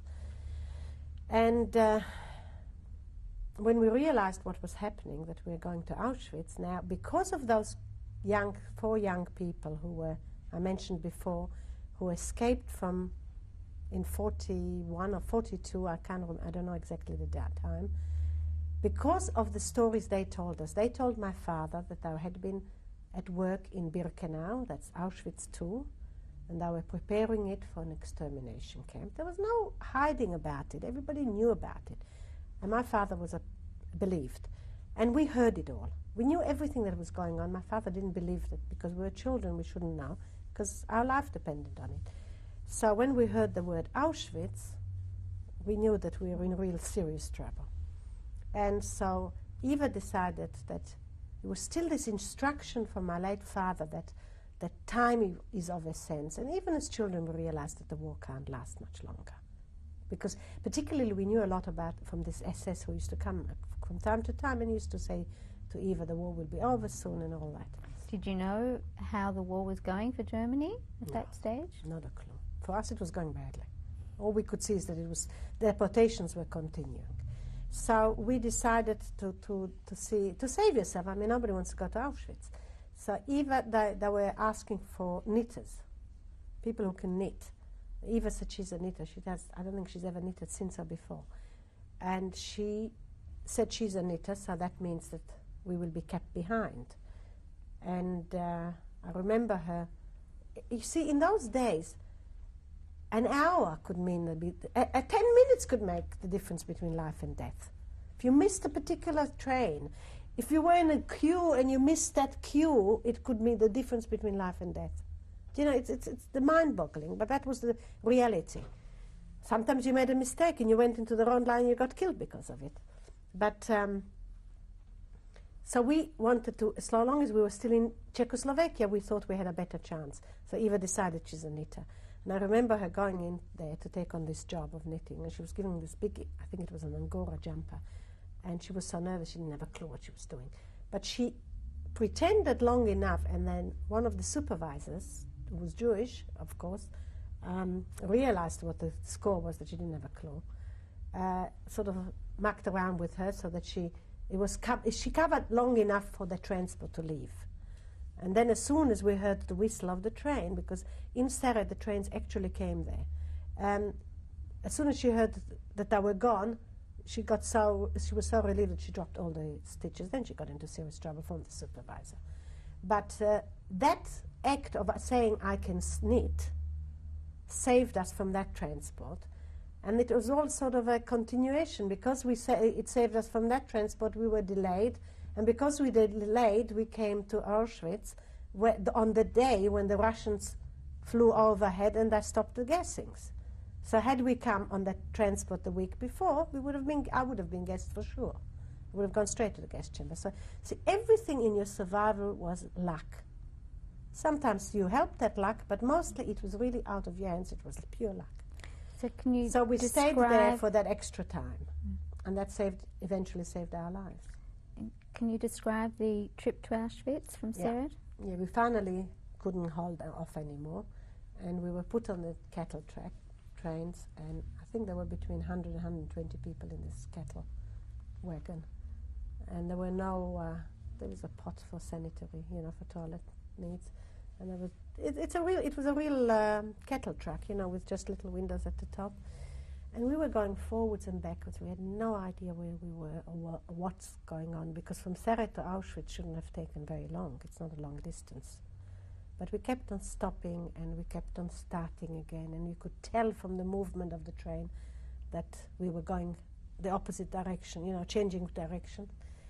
And many people died already from hunger and from, I don't know from what. And finally we stopped. And being the smallest in that train, some boys picked me up to tell them what I can see from the window. And having heard these snippets of information at home, because my father didn't hide anything from us, I knew about gas chambers. I'd heard about gas chambers. I didn't understand what it meant.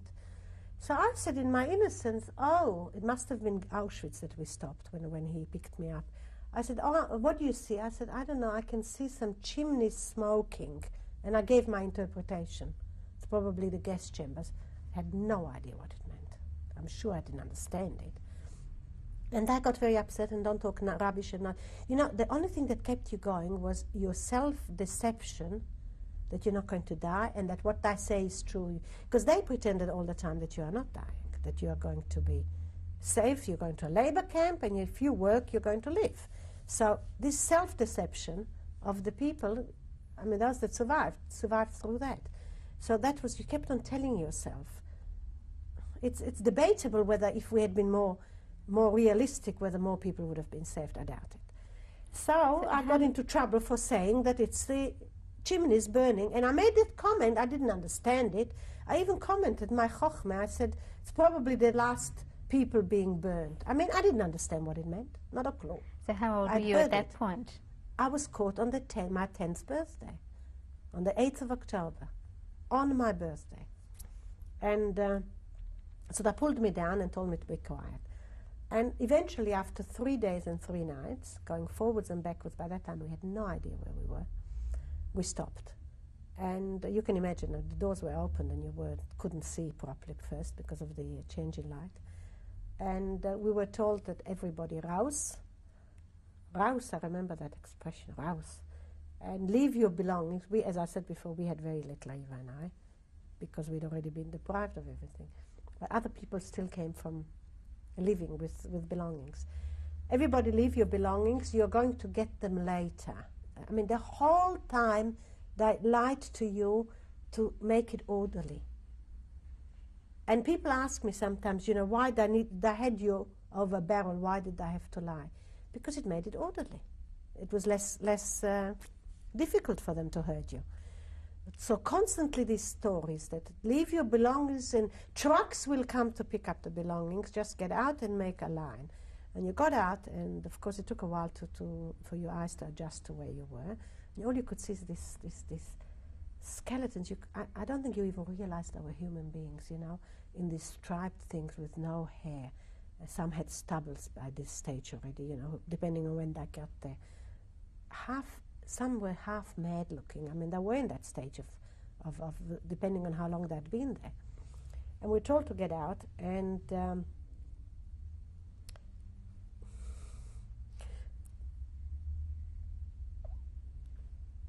excuse me. I'm surprised that I'm crying, because I don't usually. And it gets worse with age. And I remember this very handsome, spotlessly dressed SS on a pedestal, standing high up. We found out afterwards it was Mengele. Standing on a high up with a whip in his hand, high polished shoes, and we were told to parade past him, and he whistled. He whistled to the left or to the right. He didn't even talk. Occasionally he used his baton, but most of it was just a whistle to go. If he whistled you to the left, you went to the guest chamber. But we didn't know that. He whistled you to the right, that was work. And while we were waiting there, some younger people came up from the camp and whispered to some of the people who got over giving advice. And I said to Eva, you look old enough. Go to say you're older, and you'll go to work. Give your age as older. And we got to him, and he whistled me to the left, which meant the guest chamber, and Eva to the right. And before that, we had an idea, but we didn't really know what was going on. And we were scared if we are separated, what will happen? So I decided in my wisdom that if I'm separated from Eva, somehow in the confusion, I'll manage to get to her side.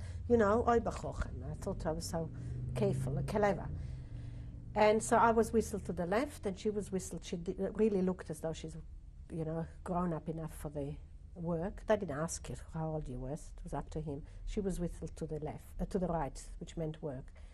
And while we were debating, I was very scared. But while we in this confusion, suddenly overhead planes came overhead, and there was already this big line of separation, left and women. If we had thought about it for 1 second, we would have realized that on the left are all the children and old people, and on the right are all the young people.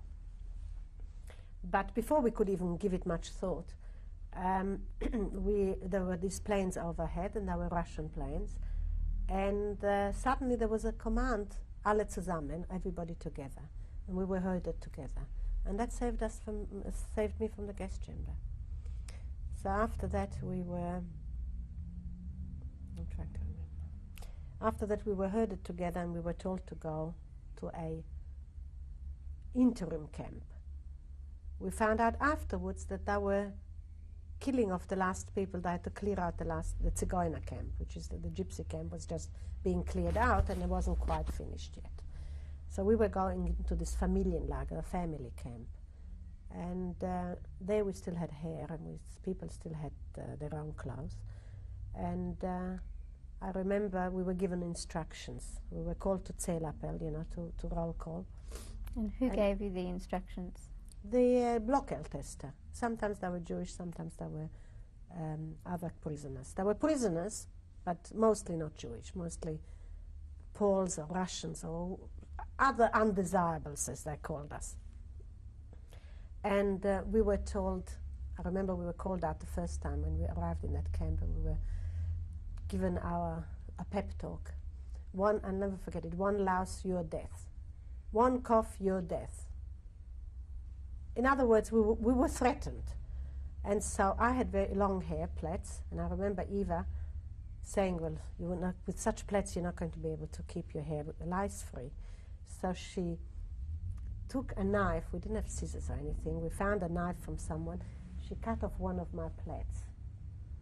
It's a stupid thing to remember, but it was so vivid, because, for a little girl, her plaits were important. She cut off one plait, and then we were called again for Zählappell, for roll call. So I remember going out with this one plait here and one cut off. We were given another pep talk, and in this particular camp there wasn't a river, really, it was a dried up river, but sewer, it was sewer actually. It was an open sewer going through the camp, and it had to go from where we lived in the barracks to where we had to go to the assembly line. We had to go through, or to where the food was. We had to go on this little narrow bridge. This was still a Familienlager. There were still men, women, and children in it. And I remember going across the bridge. Eva understood more German than me. Eva understood German. And there were two guards on duty. And this shows you that I didn't only do what I had to do. They were, by and large, bad, hateful people who went way beyond their call of duty to do torture. And Eva heard them, but too late, say to one to the other, let's have a little bit of, as we were approaching, let's have a bit of fun. I'll push the little one in. I mean, compared to Eva, I was little. I'll push the little one in and I'll have a bet with you. This was sewer we were talking about. He said, I'll have a bet with you how long it'll take her to drown. But it was too late for Eva to stop me, and we were already on the bridge, and he pushed me in. And I started to sink, and a young boy jumped in. Now, that was heroism of the utmost, because first of all, the guard could have been annoyed, we never knew, and he could have shot both of us, and certainly the boy, the young guy. Secondly, we had no facilities to wash and fresh clothes, so he risked his life, A, by being in danger of being shot dead, tortured, at best shot dead, tortured for disobeying or stopping that fun, and certainly cleaning ourselves up afterwards. But he jumped in and he pulled me out, and the guards decided that was just as much fun and let it go. They had a bet how long it would take me to sink. Who was the boy that jumped in? Don't know. One of the inmates. This was still a Familienlager, so there were men, women, and children there. So he saved my life then. And then we had, of course, it was a major operation of cooperation. People sometimes think that a lot of people were very bad in camp and very selfish and gave up their mates for, others to save their own life, and I think it was understandable. But on the other hand, equal number of people, if not more, risked their own lives to help someone else.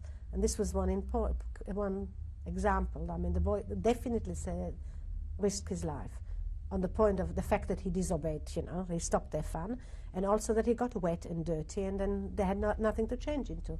So then there was a complete cooperation of the whole barracks to try and clean me up and him and get us ready for inspection, so that after that we were taken to be tattooed. I remember crying because it hurt. It was a hot needle, and they hold your hand down like this. Now you notice that my number is in here. That's already the last people. The earlier Auschwitz people had a B and here. You've probably come across it. We've got A for Auschwitz, which was already the second camp, Auschwitz II, and on the inside, that's a very much later, it's a past 44 phenomenon. What is your number, Martha? My one is 27,200. Does not mean that I was only the 2,700s to be, the thousands to be tattooed. The early people had B for Birkenau. I don't know why that changed to A. But it hurt terribly, and I was little and skinny and scared. And I was told not to cry because it means that you at least will have a week to live, because I wouldn't bother to tattoo you if you are not, if they don't keep you alive for a week. And then that, you know, by the old timers, they told you be glad that you're being tattooed because it means you're being given time. So then after we were tattooed, we were in this camp. It was a transit sort of camp in Auschwitz for about a week, until they finished the gypsies off completely and emptied the camp. And then we went to the other camp called it was the Familienlager, where families were still together, in this one. Then we went to another camp where children were still, but very few. I just remember being, there being two women with babies, and that was almost unknown. And I remember all of us, from our meager rations, taking a little bit away to feed these women who were breastfeeding the babies, to give them the extra. So, you know, sometimes you hear that people became animals. Yes, sometimes they did, but there was an awful lot of heroism and an awful lot of help from each other. I mean, here we were dying from starvation, and yet everybody took a little bit of their ration to give to these feeding mothers to hope that the children will survive. And it was a real sacrifice. And I remember one night we heard this scream, a baby cry, and we all went to have a look, and a rat had bitten one of the babies and died. The baby died from the rat bite. And the other one I believe survived, the other child. But then we were taken, Mengele made his appearance. We didn't realize that we were in the experimental block. Mengele's experimental block, we didn't know. So you'd already been taken to that block? Well, no, this happened with the baby, was not. Then we were taken to another block, and that was the experimental block, but we didn't know that at the time. And from time to time he would take people out, and I came back worse to wear. And so I can't remember at one stage we met the dwarves, whether they were there straight away. I don't know when they made their appearance. So he actually selected you to go to that block? He selected, we didn't know how we were selected, but we went to that block. Now from that block he selected his people. I think we must have gone from that block. It's funny how some things are terribly clear in your mind and other things are not. I remember that I don't remember when the dwarfs came on the scene. Do you know what I mean? When they made their appearance. Not in the block where the child was bitten by a rat, before that, after that. I remember being taken out of the barracks and given some injections, but we didn't know. To this day we don't know what they were really. Then once, what happened? In what order? I'm not sure, 100% sure of the order. We were in you see, we didn't work. This barracks didn't work. And we spent our whole time living, to survive. I mean, it seems funny to say that, what did you do all day? You survived. But you were busy trying to survive. Between roll call, which could take anything from half an hour to 6 hours, depending on their mood, purely on their mood. Sometimes if it didn't work, if somebody died and I didn't find the body and the numbers didn't tally, it meant sometimes it was because he didn't turn up for roll call, whoever had to take it. Sometimes because somebody was furious about something. Purely, there's nothing that you couldn't know in advance what's going to happen. You know, you were constantly in constant fear of your life, and there was nothing organized that you could anticipate a move or a behavior. And as I said, you could be called on Zählappell, which is what it was called. Zählappell means counting in German, accounting. You could be called there and be kept there half an hour, and you could be kept there 6 hours, sometimes 8 hours, all day, depending on their whim or what they were doing. And the rest of the time, you really were busy surviving, trying to keep yourself warm, trying to organize. That was the expression. I'm sure you've heard it before. Organizing was the euphemism for stealing. It was legitimate stealing. It was when you organized, it meant not from somebody else, from another inmate. If you took it from an inmate, that was stealing. If you organized it, it was not at the expense of another inmate. Like, for instance, I spent a lot of my time, because I was little and very skinny and agile, I spent a lot of my time going to the to the rubbish bins behind the kitchen to see if I could steal some food from the scraps, from the rubbish tins. And you didn't, that wasn't permissible. You could be killed for that too. I remember one time going there and getting something out of the rubbish tin, and one of the block testers caught me, and she grabbed me, and I managed to get out of her grip, and so she threw the fork she had in her hand at me. And I've got to this day, I think on this side, I've got 3, 4, the one is gone, but the marks of the fork where it hit me. Now, not only did it injure me and it hurt, which wouldn't have been the end of the world, but there was always a risk of infection. Once you got an infection, you'd had it. I mean, that would kill you. And it hurt too. But I managed to escape. I was rummaging in the rubbish tins because Eva had diarrhea. What it was called in those, what is one of the problems in camp was dysentery. It was a very big killer. And the camp know-how, I mean the camp authorities, the passed around the knowledge, was that if you can, what was it that I had to steal? I think, I'm not sure, potato peel. I mean, potatoes you had no chance of getting. So the nearest was potato peels, which if you boiled somehow, the starch, and you drank, that would make your, would help the dysentery. So I went to this rubbish behind the kitchen to try and steal potato peels to try and boil. And that's why, as far as I was concerned, even when she hit me and she threw the fork at me, it wasn't as important as saving my sister's life because she had dysentery. And I got back and we boiled it, and then the next job was to push your way to, there was one little stove in the barracks. So you had to push your way to that little stove, you know, one where there's something to cook it in, to boil it in, because it wasn't going to do the job. So I remember pushing your way, and that was quite an achievement to get there.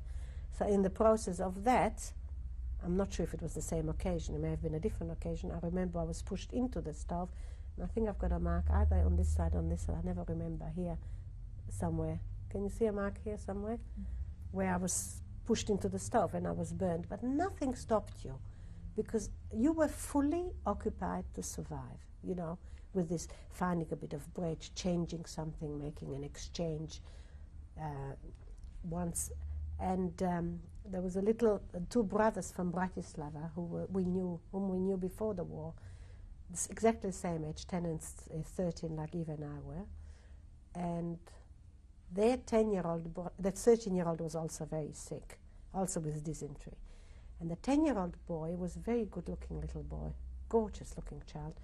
And one of the block tester fell in love with him, so she helped him from time to time with food. So when I pinched, so he occasionally gave us a little bit to help us. So then when I stole these potato peels and we cooked them against the dysentery, because he also was suffering from it, I shared it between him and Eva. So it was sort of tit for tat. What were those barracks like? I'm sure you've seen them on photos. It was this timber 3 tiers, as I recall. And there were about 8 or 10 people, depending on the number in the barracks, were sleeping on each tier. Occasionally you were lucky and you got a little bit of straw underneath. in which case the person underneath you wasn't so lucky because it used to go into their faces and eyes. Occasionally you found somebody was lucky and had found somehow, or it used to be called organizing in camp, if you got stuff. Or managed to organize a piece of schmattet as a blanket, and you slept with your, if you were lucky to have boots, you slept with them on your under your head, because if not, somebody would steal them while you were asleep. Who else were in those barracks with you? Was it all children? No, it was adults too, at this stage. I can't remember at what stage the dwarfs made their appearance. It's funny. I remember them, but I don't know at which stage they came onto the... So were you moved from there to a different barracks where the dwarves were? That's not so clear in my mind, whether we were moved or whether they moved into us. I can't remember that. It's fun, isn't it? That you can remember some things clearly and others not at all. I can't remember. What do you remember about the dwarves? I remember that I thought they were funny little people. I couldn't understand it. I'd never seen a dwarf before. This was a whole family of dwarfs. It was an interesting thing. I think they were called Moscovich. I only found that out afterwards, not at the time. There were a whole family, I think 7 children, and one was already married with a child. The father was a normal person, and the mother was a dwarf. And 2 of the children were normal, and the others were all dwarfs. And before the war, they were Hungarians. Before the war, they were a very well-known family of performers. They were very musical, so that they were very well-known people. And he experimented on them because he had this theory, you know, that he's going to find out why people are dwarfs. Shall I finish? Why people are blue-eyed. He's going to discover that, and that's what he did experiments, Mengele, Joseph Mengele, on these people. So they were well treated, I remember. They got more food than we did. But again, it was on his whim, because he wanted them alive, because he was experimenting on them. Where were we? I forgot where we were. Sorry. We'll probably stop there and change.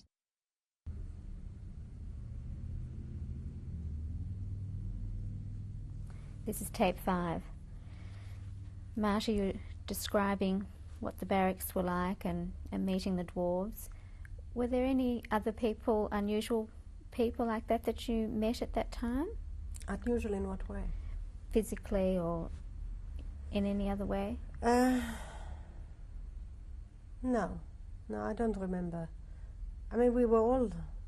I remember, for instance, once when somebody was killed. I'll tell you later about it. And I thought...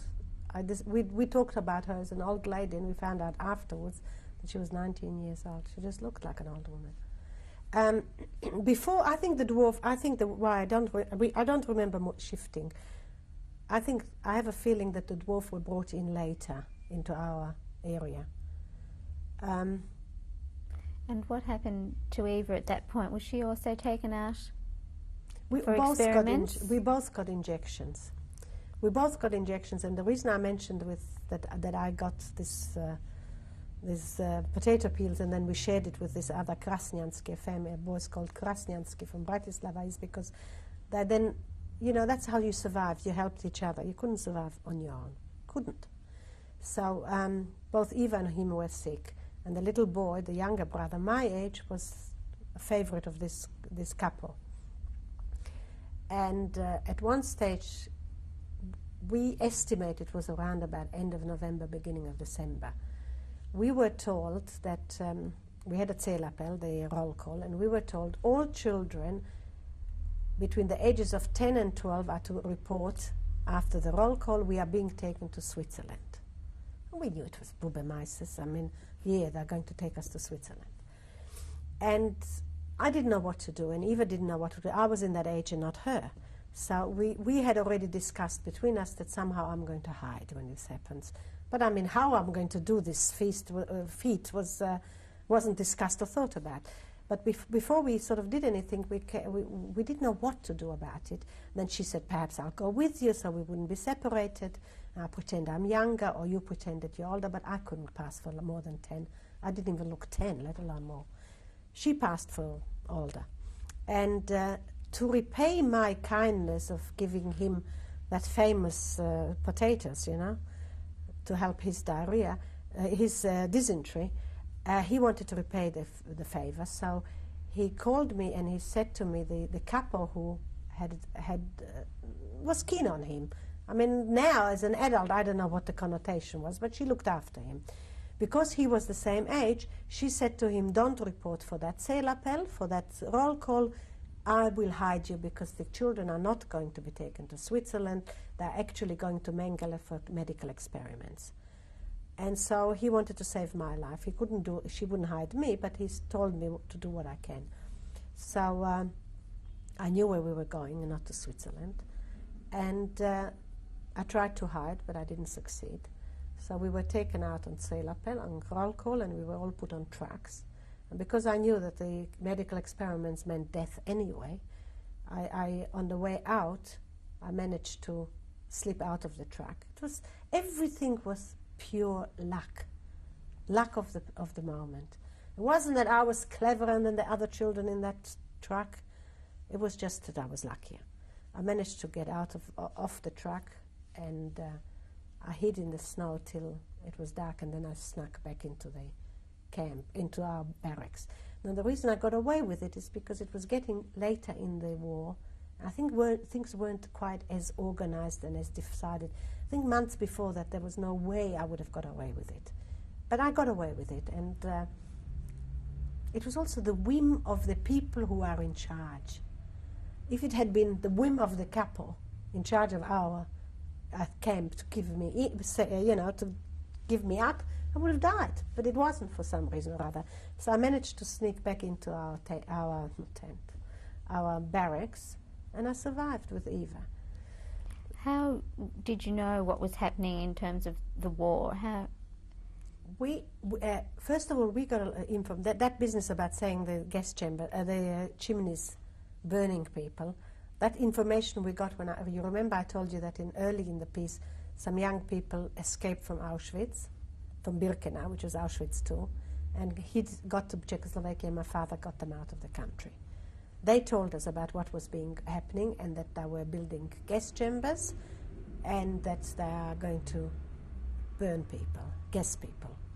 And so that I had heard there, and I repeated it, not understanding it, but I repeated it. So I meant at that point, how were you aware of the progress of the war, like it's late 44? We didn't know.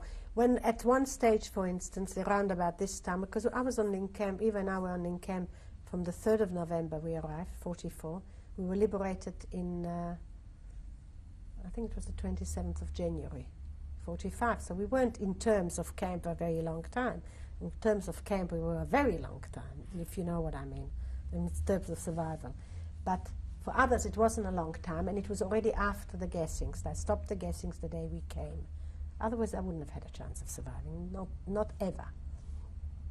But it was gossip. It was the camp gossip. You were told. People talked. And that's how you survived, by hearing what other people said and believing it. For instance, we used to do, I don't know if you've ever heard of the bartering system in camp. I remember once I threw my sister's shoes over for food, over the electrified fence. The shoe got caught on the fence, so the person didn't get it, so they didn't want to throw back the food to me, the men's camp next door. But because I started crying, they had pity on me, and so he threw me the food back anyway. Once, before that, it was my shoes before that, I was exchanging my shoes for food. This time we didn't do it by throwing over, we did it through. Now you took your life in your hands because the fence was electrified. So you had to get it in between there without touching. If you touched it, that was bad luck. And I remember putting it through, and I was skinny and little. I thought it must have looked like death. And even under those bad circumstances, and I kept on pulling it back, he finally gave me the food without taking my shoes. But Eva's shoe was on top of the electric fence, and he gave me the food anyway, even when he saw what happened. And Eva had to afterwards bandage her feet and schnorr and try and organize. We called it organizing. People worked in the barracks which had the clothing. And sometimes they managed, sometimes, not often, and at the risk of their life, they managed to smuggle clothing out of there. And then they bartered it. It was a bartering system. Being a children in that camp, was there anybody that looked out for you or cared for you? No. There were other children, and there were the dwarfs. Nobody could look after you. You were beyond that. But people were, not everybody was bad. As I said, when they gave me that food, even though the shoe was on the top and I couldn't get it, they didn't have to do that. Or when I tried to put my shoes through the fence, and because I hesitated so much and I was crying, he gave me the food without my shoe, without the exchange. People did try and help where they could. Not everybody, but by and large, people did help. And we helped each other. But the bartering system was very strong. And you did it mostly in the toilets. That was the shop where you would exchange stuff. On your feet. There were not toilets. It was holes in the ground. I don't know if you've ever seen that. It was just a long, what do you call it? A row? A big trench. And that was your toilet. And you had to balance. Sometimes people fell in. Then they had to wash themselves, which was very difficult because there was a trickle of water only. It was a very, very difficult, precarious life, and that's why, even though we didn't work, because this barracks didn't work, you were fully occupied to survive, to live. What happened as time went on into January 45? For instance, once, I don't know what the date is, Russian planes came overhead. And in spite of the fact that they were bombarding, they were throwing bombs down, which is what they didn't hit us. They hit us, but Birkenau too. They hit Birkenau, but the aim was to get Monowitz, which was a few kilometers away, where the factories were. But they didn't have the right thing, and they hit us. But I went out, all excited, because this was the friend, not the enemy. Notwithstanding the fact that if the bomb hits, it'll kill you, because there was a chance there. You lived from minute to minute like that. Later on, when Eva was so sick, Eva went into the revier, because my potatoes didn't help her. She and that other, the Krasniatsky boy, went into the revier, the hospital, because I had very bad dysentery. And I used to run there every day at risk. You were bashed up when you were caught, because I wasn't supposed to be there, to try and... I was really hovering over her like a cloud. I thought I could save her, to be sure that because there were lots of people in each bed, sick, very sick, with dysentery or diphtheria or typhoid or whatever. And when they needed space, it was pure, eeny, meeny, miny, moe. Mengele didn't really care whom he injected fatally. It was purely a, what do you call it? Lottery. Random, yeah. Yeah, so if I threw myself at my sister, I remember one day he came with his injections and I threw myself at my sister. Somebody else got it. I don't know whether I should feel guilty about it. I don't. Because it was pure, it was neither here nor there. The Krasniansky boy died. He was killed. Were you aware of experiments being done on other people? Oh yes, at one stage we were taken to experiments by Mengele. We were given injections.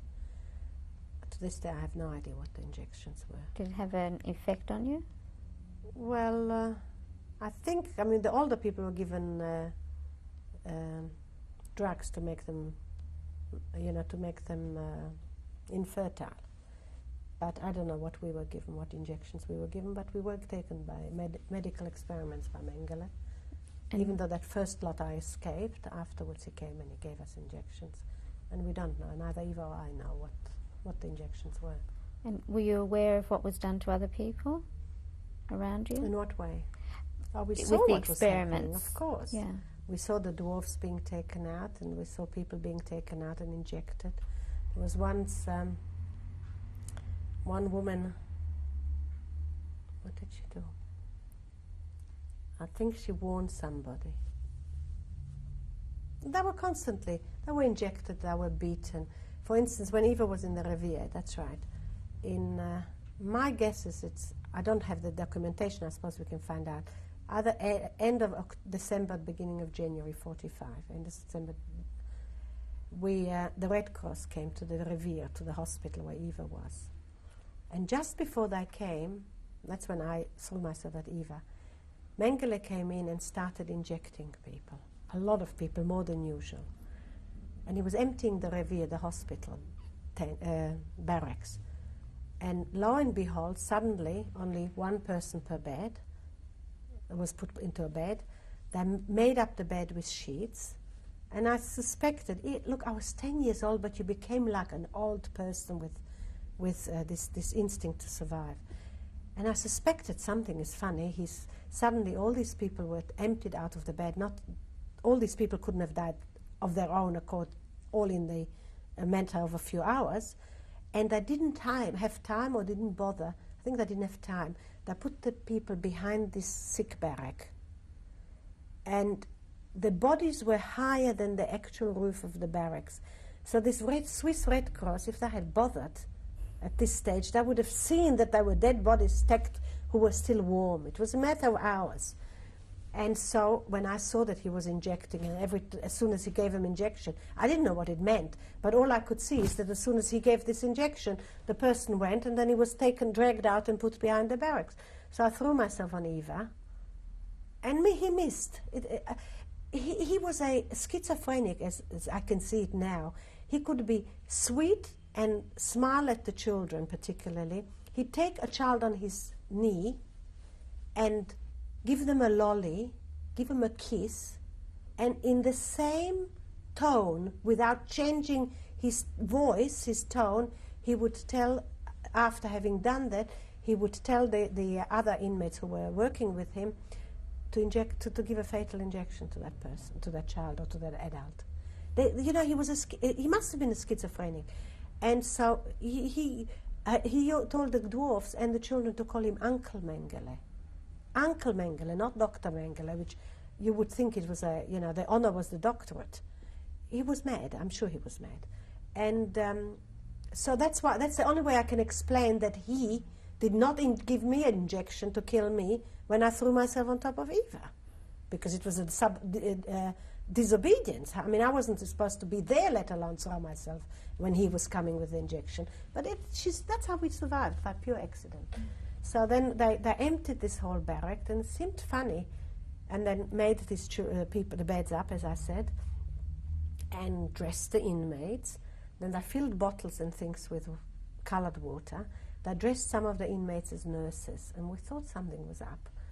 And then the Swiss Red Cross came on a delegation to see if Auschwitz II, Birkenau in other words, if Birkenau is really a death camp or a labor camp. And they brought them into that Revier, to this hospital, where this was all put up as a show. And I believed it. I couldn't believe it. They walked out of that place saying, yes, this is a hospital, and these are the sick people and the rest are working. So one inmate who was dressed up as a nurse couldn't cope with it. She just, at the risk of her life, she decided that this is not on. They can't go away and telling the world that Auschwitz is a work camp. So she ran after them and she said, don't believe it. Come and have a look behind the barrack. The bodies are warm still. They haven't even had, and this was midwinter, they haven't even cooled off yet. They've been killed this morning in readiness for your visit. It's a sham. She said, I'm not a nurse. I've just been dressed up. There's medicines are water, colored water. And the rest were killed from this hospital this morning. So they said to Mengele said to the Red Cross, oh, don't take notice of her. She's a mental patient. She thinks she's got delusions that she's a nurse. So we let her think that she's a nurse, and we let her be in the hospital dressed as a nurse. But in fact, she's a nutcase. And they didn't bother to go behind the barracks to see if what she said was true, that the bodies were piled higher than the barrack. that some of them were warm still because they were injected that morning. They didn't ask anybody else. They just left and gave the report that Auschwitz is only a work camp, not a death camp. And when they left, we were taken out on Zelapel, and she was injected with petroleum, and we had to watch while she died in agony. And that was a lesson. And this is every time somebody did something that they didn't allow. You see, this was how they kept you subjugated. You were not responsible for your own actions. You know, if I wanted to die, or if I wanted to, as a person, wanted to do something to boycott what they were doing, or to what's the word when you sabotage, a person didn't have the, you know, because people say, why did you let them get away with it, even at the risk, you were dying anyway, at the risk of your life? Because they made sure that you were not responsible for yourself, you were responsible to the life of the others. This was the way they subjugated us. I couldn't decide that I'm going to die. She decided that she's going to risk her life, this woman. And in this particular case, they made us stay on Zelapel. It was several hours until she died. We were deep, snow was this deep, and we had to stay out there. Many people died in the process. But other times, if somebody did something didn't obey their orders, the camp's orders, and did something, you had no choice, because your actions were responsible for the life or death of someone else. You know? So it wasn't that I am going to disobey and I'm going to do some sort of a sabotage and I'm risking my life, but that's my business. If I do something wrong, he is going to be punished, and you have to watch it. So you were in a dilemma that you couldn't really fight against them. This is how they kept us subjugated. Not only with torture to yourself, but with this responsibility for somebody else's life. That's how it worked. Because people couldn't understand, and still don't understand, why did we put up with it? Why, when we knew we were dying and we were going to be killed, why wasn't there more revolt? Before that October revolt that I'm sure you know about, before we came there, of the blowing up of the one gas chamber. Because you were responsible for other people. And it was very difficult for you to fight or to sabotage something if you knew that it was Yenem, that the other person, that say 10 people will be killed for it. Because then it wasn't your life any longer. You know what I mean? And that's, because people say, how, you knew you were going to die, why didn't you do something about it? Apart from the fact that we were completely unarmed, we were completely disorientated, we had no idea where we were exactly, we were starved, we were beaten. Apart from that, we had you knew that if you sabotaged, if you resisted, you could be responsible for the death of somebody else. And that's how they did it. That was the psychology behind all the whole running of the camp. Because after the war, the Israeli youth, when they saw these camp photos, they couldn't understand how somebody cannot fight. But it was really not within you. You were not responsible for your own life. That's how they did it. By making you responsible for somebody else's death, prevented you from fighting as much as you would have, people would have fought. You know, even that little bit. For instance, there's one case where a transport came, and they were still very well dressed French Jews, and they weren't in camps before. Was this in your time? No, we heard it before our time, and they were on, and a young woman, very beautiful young woman, saw what was happening. We were told by the people who were in the line, and she decided that she realized what was going on, and this is not on. So she grabbed, as she walked past, one of the officers, I think they were the SS, but I don't know who was armed. He was goggling at her because she was such a beautiful woman. In that split second that he was looking at her, she managed to grab his gun and shoot. She shot 3 people, three soldiers, people there. But then everybody else got shot. So she took it into her hands that she was responsible for that, and of course she was shot dead. So do you understand? You were made responsible for other people's lives, and that's how they kept us in check. That's how they subjugated us, worse than with torture and everything else. Marta, what happened as it got to January 45, towards when you were liberated? What was occurring at that time? Well, at the beginning, sometimes in January, I can't be sure of the time, we were all called out on Seelapel, and we were told that we are being evacuated. So they told us we are being evacuated to a different camp. And Eva was in the Rivier, in the hospital at this stage, and we were told we're going to have to walk. So, and at the same time we were told, you know, if you have to walk and you're not allowed to stop, and if you stop for anything at all, you'll be shot. We were given all that little spiel.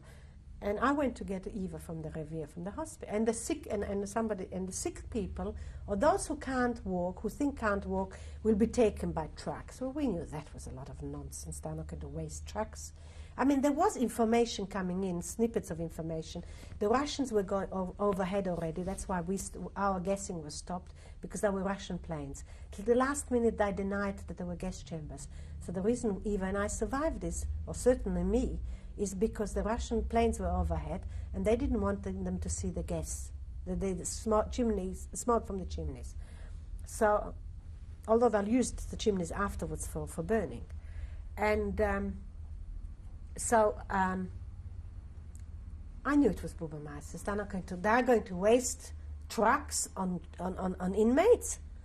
So I ran down, and the sick will be evacuated by truck. So I ran down to the hospital hut where Eva was still, and I dragged her by the hair and physically in the snow, but she was too weak to stand, to walk, to the assembly line. And then when we were given this little spiel about we're not allowed to stop, we're not allowed to even stop to relieve ourselves, that we'll be shot the minute we stop, Eva said, I can't even stand, how can I walk? We're going to walk. How can I walk?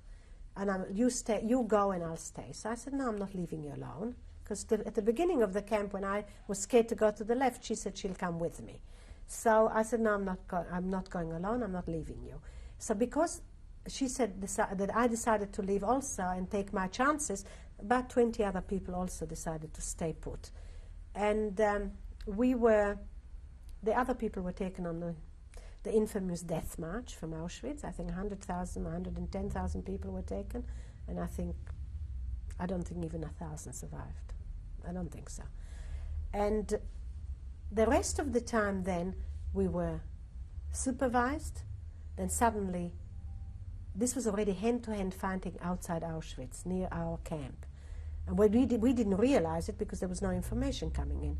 So some days the guards would be there, then some days suddenly they would disappear and we were locked in.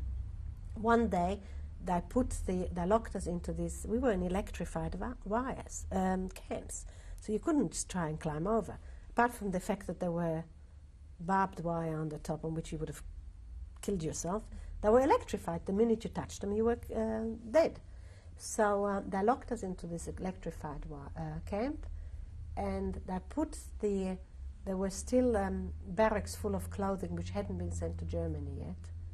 They put those barracks on fire, and the smoke, the idea was that we will be burned to death because they didn't have the physical time to kill us. And being a religious person then and even now, I still think, it seems ridiculous in all this horror and in all this murder and in all this torture to say Mina Shamayim. But I still think that it was an act of God. Maybe it should have been there before. I don't know. Suddenly, out of a completely blue sky, clear sky, it started to rain and put the fire out, just before it reached our camp. So we were saved again. And this went on for about, at least a week. So the guards were there, suddenly they were disappearing. Then on towards the third week, I think it must have been, we didn't know dates, of January. At one stage before that, they bombarded the camp. And while the shrapnel was falling down, I ran out and picked up the shrapnel. A stupid child, with all my knowledge of what was going on, this hard knowledge gained by experience. I was still a child, a 10-year-old. And I ran out in the middle of the bombardment and brought in shrapnel and told them we are being saved. and you could have been killed for that. That was an act of sabotage by them. Anyway, later on, this kept on going, that they were there, and then they disappeared, and we had no idea what was going on.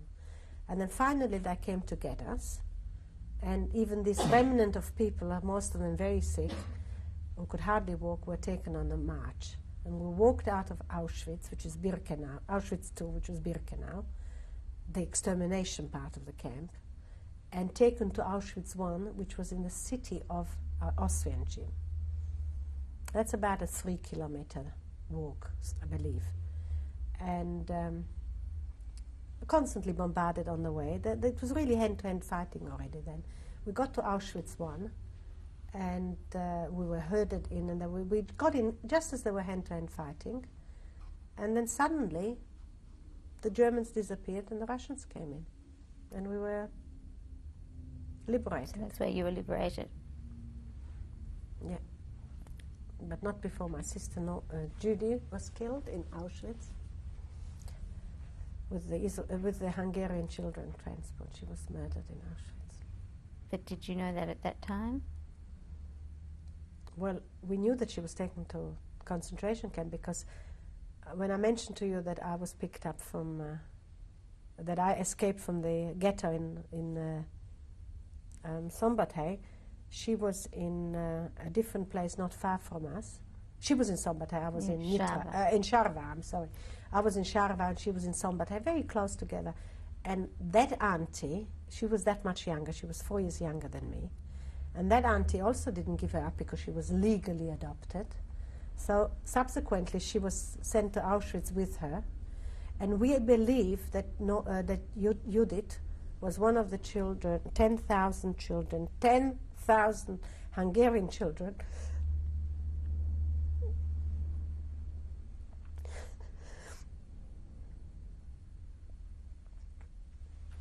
that were buried alive. 10,000 children were buried alive. The top was closed, and then they put a silver bomb on it in case some children will be able to crawl out from the top layer. And to the best of our information, that's how Judy was killed. Yeah. We need to change the tape.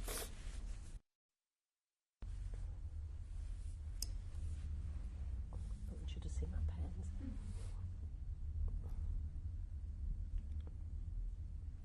This is tape 6. Marta, you were telling me about being liberated in January 45.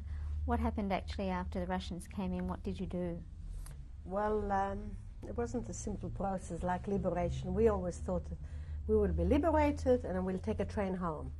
We didn't realize, first of all, that the other parts of the world, the Europe, weren't all liberated yet. My hometown of Bratislava wasn't liberated till April 1945, and this was end of January. We were taken to hospital because we were very, very sick, both of us. I had TB and full of lice, of course. I weighed, I think, 17 kilos at the age of 10. So you can imagine, I was like a Muslim. That was the photo that taken by the Russians. And we were in the camp for some months.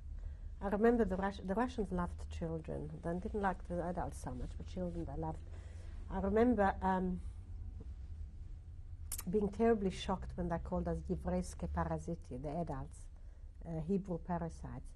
Couldn't understand it after what we'd lived through. These are the liberators, and they're calling the people parasites because they couldn't work. They couldn't move. Many, many people died from too much food. So if you listened to people who in the know-how, it was very difficult. Suddenly your stomach had shrunk and you couldn't eat. And a large number of people after the war died after the war from burst intestines. But we were warned not to eat too much, so we didn't. And because they loved children, Russians loved children, so I remember them taking me on their knee. This is my first memory of the Russians walking in and taking me on my knee. I can still smell the vodka now on the breath. And they gave me, I remember the whole time, as I told you before, we tried to keep Shabbos as much as we could throughout the hiding. And then they gave me a half a pig as a gift. and we didn't have much to eat, because the Russians work like this. The Russian army works the opposite to most armies. The infantry comes, and the cooks come, and the food comes, and then the leaders come. So it's sort of a different order. The Israelis go the other way around. And the Russians by and large loved children, or the army did. So that he gave me this half pig, and I didn't know what to do with it. So somebody else, a dentist from our city, who also survived with us, I remember we decided to make it into cholent, to make it kosher. Can you imagine? You survive Auschwitz, and you're still worried about kosher. So we decided in our wisdom that we are all dying from starvation, and this was the food, because they didn't have the provisions yet. It was provisions for the army before the provisions for the inmates came. So we decided to make it into cholent, that'll neutralize the fact that it's pig. And I remember, I think we all ate from it I think we survived on it for a week. I mean, these stupidities we did. But we were well treated by them. And how did you by and decide large. what Adults, to do? children were well treated. Adults, some of the adults were raped. Many of the young women were raped by the Russian soldiers, even then. And because Eva was a big girl for her age, although she was a skinny rag, I mean, she was undernourished, she was told to hide, and her hands looked like an old woman, so she just put her hand out and pretended that we said it's some old woman, so they left her alone. But very many young women, girls were raped by the Russian soldiers, unfortunately. What did you say? So how did you decide where to go and what to do after you were... Well, we were in the again? Revier, we were in the hospital there to recuperate. As I said, I was 17 kilos. I was skin and bones, and quite sick, and we were full of sores, and we were full of lice, and we had everything. You name it, we had it. We had TB, both of us. We were all very, very ill. Eva was even iller than I was. And so we were in the hospital for a while, and we recuperated a bit, and Eva was longer because she was sicker than I was. And then you learned Russian. Children learn languages very quickly. We learned Russian fairly quickly, and she overheard, in the hospital, I was already out of the hospital, she overheard them say, two Russians talking and saying that they're going to take the children back to Russia. And that much of Russian we already understood, because the nurses, everybody was Russian. So she told me that they're going to take us back to Russia, and we didn't want to go. We didn't know that Bratislava wasn't liberated yet. We had no idea. You know, you don't understand it even now. We were children, but even the adults didn't know. We didn't realize that the liberation was periodic, you know, in time, and that Bratislava was still under the Germans. My sister Rosanna was born in March 1945, and she was born still under the Germans. My mother had to walk to hospital to have her, and ran away from hospital when she overheard them talk about her. So we didn't realize it was still under German occupation.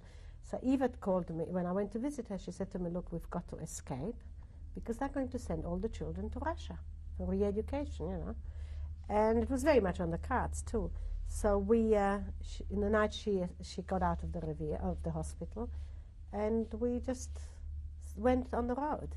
And we went to the next destination. We hitchhiked most of the time. We finished up in other camps, in you know, sort of internment camps. And finally we finished up in Slovakia, and this took a while. I mean, we were under the Russians they liberated us end of January, and we were there February, March. We were there about 2 months under the Russians, even more. I think, actually, I have the paper somewhere, the Red Cross paper when I was liberated, when the Red Cross gave us the paper. And so we made our way back to Czechoslovakia. We had no idea what happened. In our innocence, and we were children, but it happened to adults too, I believe. We thought we'll get back to Bratislava and we'll find our parents in 60s Palisadnik. It didn't even make sense, because we knew that when we left, they weren't there anymore. It had been taken over by the Hlinka guards. So, you know, you didn't think logically. All the survivors thought, I'll get back to their places and I'll find their relatives there. So we made our way slowly by on foot, by getting lifts, to Czechoslovakia, and we finished up in a place, I don't remember the name of it, we've got the documents there. We finished up at in various DP camps, and then we went to this Jewish family who could take one child and not both.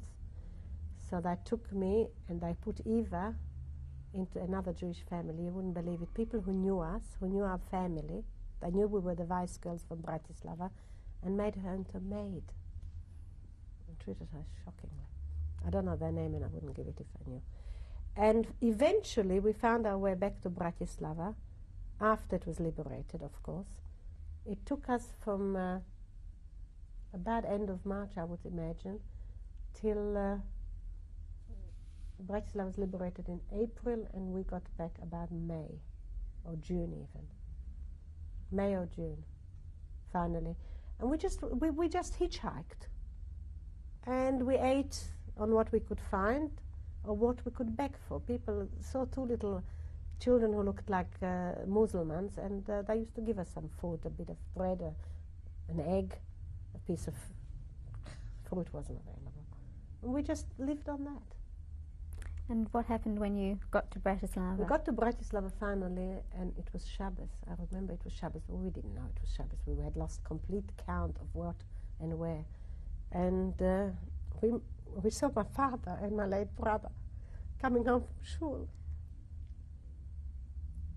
And by that stage, my parents were back in their old house. Not the whole house was given back to them. See, my parents lived in a 3-story house where on the ground floor were my grandparents, first floor we were, the second floor my father's older brother with his family lived. They were all city houses. And after the war, the Russians took over the place, but they took over the first and second floor, and we were allowed to live in the ground floor. And we didn't realize it. I mean, it's an interesting thought when you think about it, that when we left Czechoslovakia, we knew my parents were in hiding and they weren't in the house anymore. Yet when we came back, all this torturous route, you know, was people gave us lifts and trucks, and any way we could, we still went straight to 60 Palisadenweg, because that's the only place we knew. So we went back there and we found my parents. And as I said, my father and my late brother were on their way from shul, and I mean, we didn't look recognizable. I mean, we looked like nothing on earth. And but did they recognize you? Finally, when we said Papa, then he recognized us. That's how we got back. And then after that, they sent us to, because we both had TB, so they sent us to the Tatras to recuperate. A lot of children were sent to the Tatras, to the mountains for TB. That's how it was cured in those days. So in your immediate family, who survived?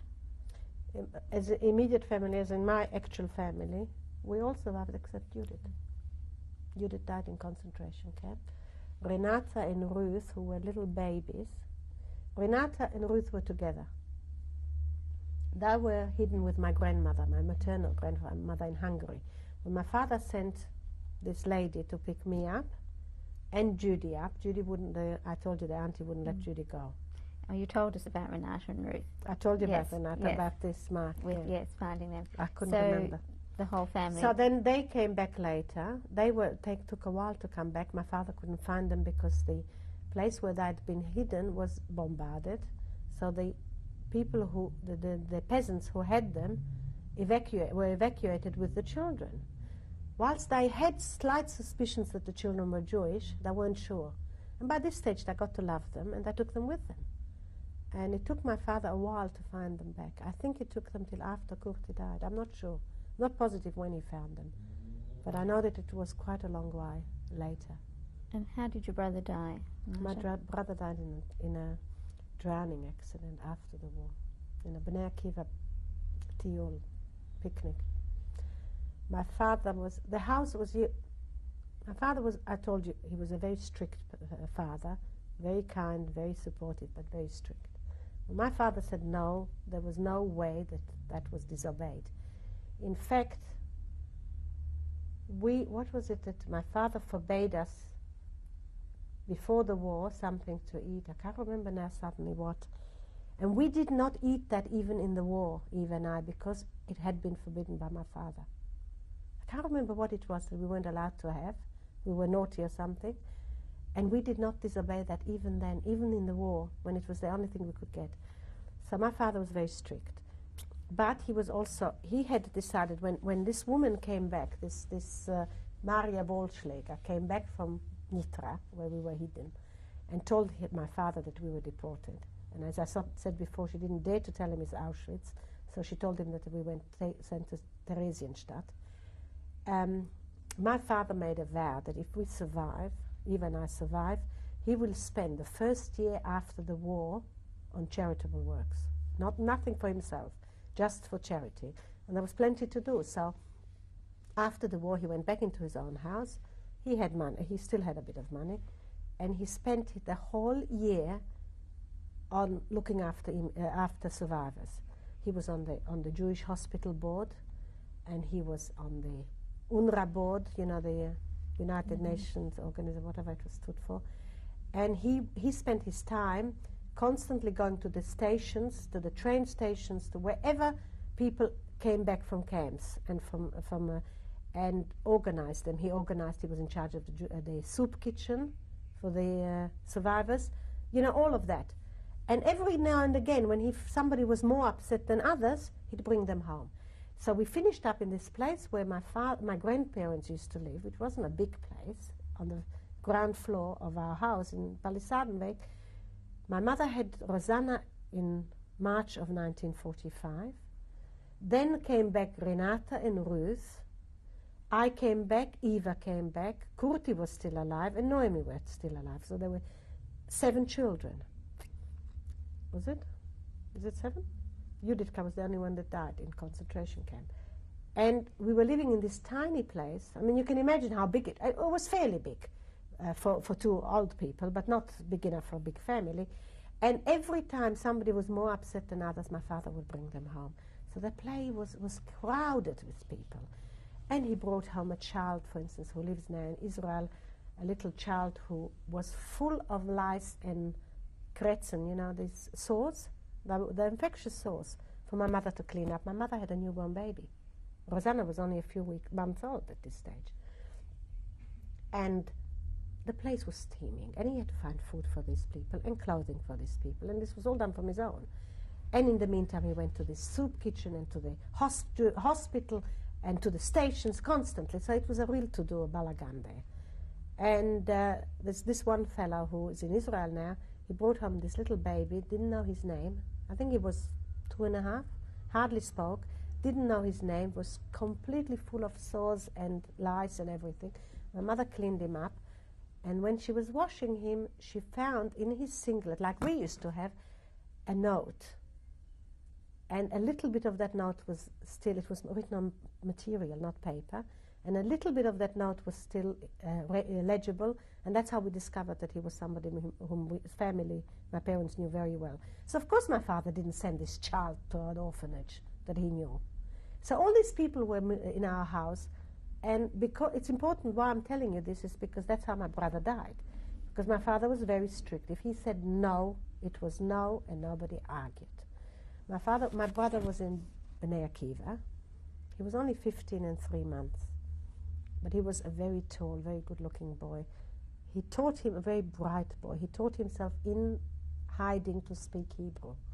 I mean, you know, in 1996, that's not a big deal. In 1945, to speak Hebrew was almost unheard of in Czechoslovakia. You could pray, but not speak the language. He taught himself in hiding.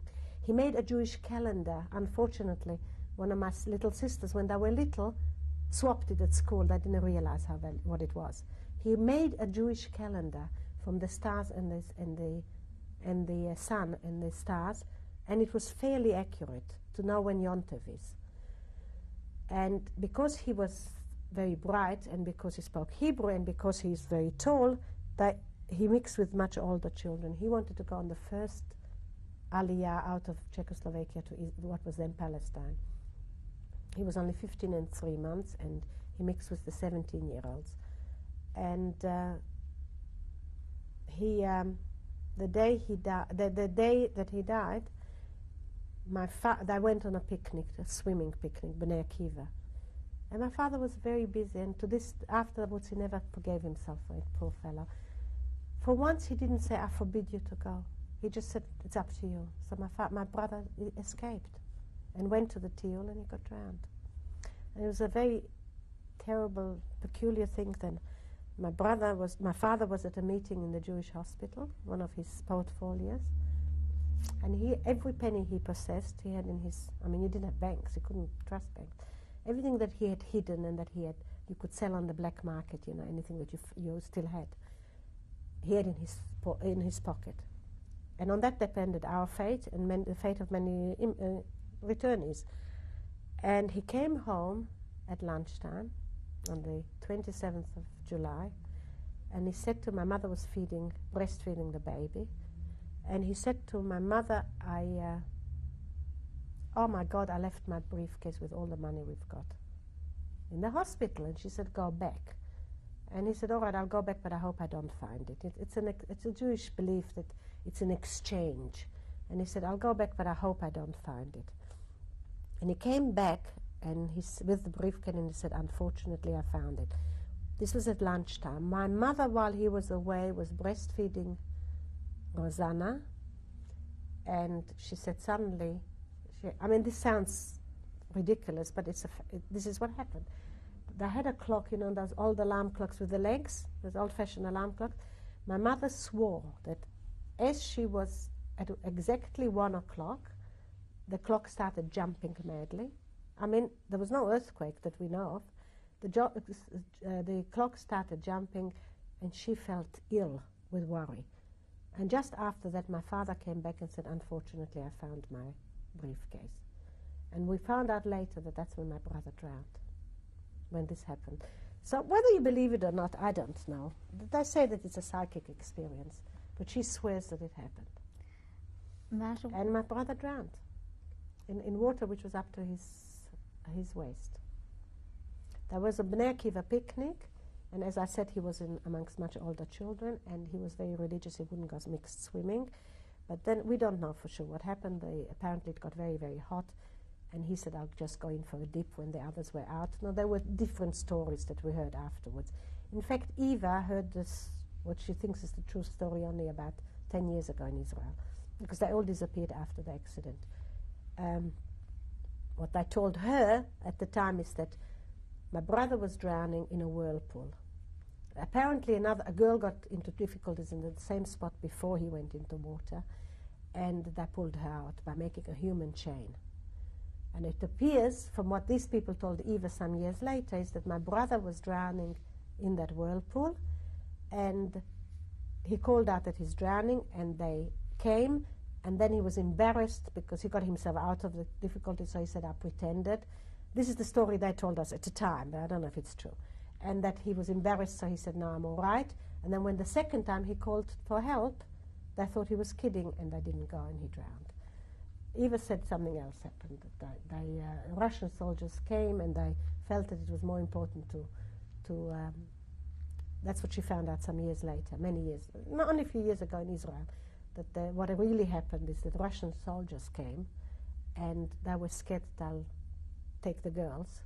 So the available guys were protecting the girls, and couldn't go to save my brother. But he drowned. He was 15 and 3 months. What was it like for you as a child, well, still really a young girl, settling back to a normal life? It wasn't normal. It was for a long time not normal. Because even I was sent to the mountains, because in those days you didn't have drugs, so TB was cured with this mountain air and better food. And my brother drowned while we were away. And so when we came back, of course, the situation was even worse than it had been before, because my parents were devastated. Their only son who survived the war by going forwards and backwards to Hungary, was drowned. And my father had vowed when we were taken to concentration camp that if we come back, apart from giving this year of community work only, that he will send us to Switzerland, because he did business with Switzerland even before the war. And in those days, sending your children to Switzerland to a finishing school was the dream of all parents. And although we were too young, I was definitely much too young for finishing school, that took me. And so when we returned, when we came back from the Tatras, from the mountains, he sent us to Switzerland to finishing school there. Did you ever talk about your experiences with your parents? No. Your other sisters? We couldn't. The only thing we did is there was a film on Auschwitz that the Russians made. That's that photo that you've got there. That was in that film. But there were even worse photos where, and when my mother saw it, and I of course said, that's me, she fainted. But other than that, we didn't discuss it. We couldn't. I didn't discuss Auschwitz and our experiences with my sister Eva, with whom I was, till, you know when? Till when Eva was asked to speak at the Holocaust commemoration 2 years ago, for 50th commemoration. Until then, we never discussed it between us. And I think you'll find that with lots of survivors. I don't think that could talk about it. You couldn't have lived if you had talked about it. It's the only way your mind could continue. You could continue to live is by not discussing it, by sort of going like this, you know. Actually, how had your parents managed to survive the rest of the war? My father was the arizator, the non-Jew who was given the business of a Jew. My father happened to have a very large business, and he was lucky, in that he was given an analphabet. I told you before, the Krampel who took over the business couldn't read or write. In many cases, the Jewish businesses were given over to a non-Jew. The Jew was kept in there, the original owner, while the new owner needed his or her help, and then they were deported. And my father was lucky insofar as this Krampel couldn't read or write, couldn't sign his name, so my father had to be left in the business. However, in his wisdom, this Krampel decided in 1942 that my uncle isn't needed, 2 Jews are not needed, so he told that to the authorities, and my uncle and his wife and 4 beautiful children were deported in 1942 to Auschwitz. So your father remained in the business all through the end of the war. Almost till the end of the war, till October. You remember I told you when we were in Nitra, Eva made friends with the top SS there. It was our cover. He used to come and play chess with her from time to time, and his 16-year-old girl was her best friend. And one day, before we were arrested, he was playing chess with Eva. I think it was September. He was playing chess with Eva, and en passant, he said to her, oh, in such and such a date, I think it was Yom Kippur, but I'm not sure, such and such a date, we are making a mass arrest. We're going to empty out the ghettos of Bratislava, and we're going to deport all the Bratislava Jews. And that will be the end of Bratislava Jewry. En passant, you know, and went on to play. And I mean, you can imagine Eva had to continue, a child of 13 had to continue as if nothing had happened, playing. As soon as he left, we sent a coded telegram. We had a code with Daddy to send a coded telegram to this nurse, to her address, to tell him that the ghetto will be. We had a code arranged where every word meant something. That all the ghettos will be emptied and all the Jews of Bratislava deported to Auschwitz. He even said Auschwitz. So then, when he got the telegram, sent to the girl, to this nurses, she was our nurse before the war, to her address, and she told him. She didn't know what it meant. If she had known what that meant, telegram meant, she wouldn't have told him, because that's when, that's when my father went from the ghetto into hiding into the flat that he'd bought her. But so my father, as soon as he got this telegram, went from person to warn them. Some people believed him and went into hiding from the ghetto. Some people said Mr. Weiss the pessimist and didn't hide, and they were deported. And my parents went into hiding straight away. So that's how they survived. Mm. And what brought your family to Australia or to Melbourne? How did they decide? It's the furthest place from Czechoslovakia. My father wanted to go the very furthest place that existed in Czechoslovakia. And when my brother Kurti drowned, Kurti had intended to go on the first Aliyah to Israel, to Palestine. My father just couldn't cope with more war. You know, Palestine wasn't liberated, it was under the They were fighting constantly. He had little children, and he felt he just couldn't cope with going to the war, to a war zone again. My mother wanted to go, but my father said he just can't cope with it. So he wanted to go to the furthest place from Czechoslovakia.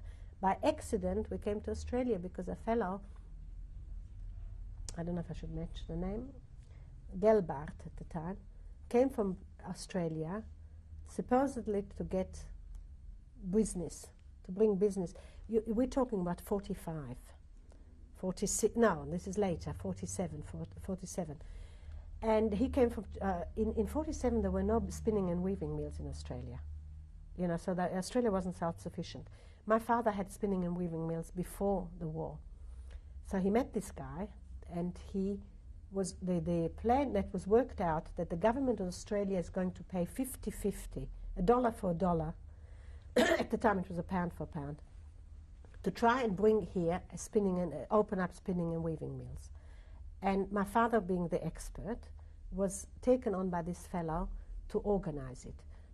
He bought all the spinners and the weavers in Czechoslovakia. He organized, and it was going to be a cooperative, so that the people who are coming were all going to come, the experts from Czechoslovakia. My father was going to run it, and people were going to put in money and have shares accordingly. How much have I got? And so my father bought all this spinning and weaving mill machinery. He got people, small and big people, you know, depending what they could have shares to invest in it. My father put in a lot of money, and the Australian government was giving pound for pound, and it was supposed to be in Woomera, I think. Something with a W, maybe not Woomera, I think. And everything was bought. My father was in charge of it, and he bought the machinery, and it went onto a boat, and it stayed in Rotterdam harbour, and all these people who were supposed to, and in return, all these people who invested in it were getting Australian permits, which was the important part. That was the most important part of it, was that they were going to get a permit to come to Australia. You had to have a permit to come. And when it was all organized, we found out that the guy was, can you delete something on that? No? Wasn't honest. And the money, and the boat was left standing, rotting in Rotterdam, and eventually it was completely rusty and it was sunk. And all these people were caught without in Czechoslovakia, that very few of them came out. Okay, we'll have to take a break.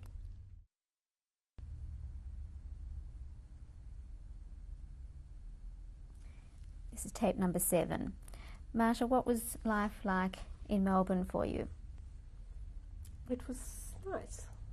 We came in 48, and with a large family. There were 7 of us, 7 children, 7 girls. It was quite a newsworthy item. This fellow that took our money and the other people's money, at least he did send us a permit. So that's how we came to Australia. But because he had a reputation here, it meant that we lost a lot of the stuff that we came with, because we didn't know what to declare and what not to declare. And so it was confiscated, thinking that we were trying to smuggle it in when we weren't really. Anyhow, but he brought us out. He could send us a permit, and he brought us out, and we will always be grateful for that. We first went to live in Brunswick, and we were still suffering from the after effects, of course, of what happened to us. My father was told that textiles is not a good business here. It was still in very big hands. So he opened a wafer factory. And we lived in Brunswick in a rented place first. But it wasn't his métier, he was a textile man. We had that factory, I think, for a year or 2. Eva worked in there, because he needed somebody to interpret for him. Even though he learned more English than the average new Australian, and my mother spoke straight away English, she'd learned it still there. He needed a translator. He refused to speak bad English. My father never made a mistake. If he wasn't 100% sure that the grammar was correct, he'd rather didn't use it. And so Eva was in the business, but it wasn't his field. We had a Broadway Wafer Company, it was called. And that folded up. And then he went into his own business, which is textiles. But a year or two, I'm not sure how long. I was never in the business. What did you go on to do? When I came, I was only I went into grade 6 because I was the wrong age, but I didn't know.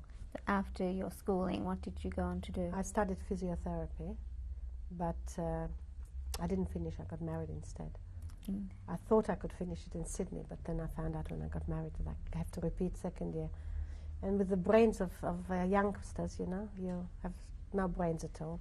So I rather opted out of the course than to repeat second year, which was stupid. And what year did you arrive in Melbourne? We came in October 1948. And you got married? Much later. I was in October 40th. I had my 14th birthday on the boat. So I was 14 when I came. We got married when did we get married? Gosh, this is embarrassing, isn't it? 67. I was studying physiotherapy. I did second year. And what's your husband's name? Harold Simon Wise. And do you have children?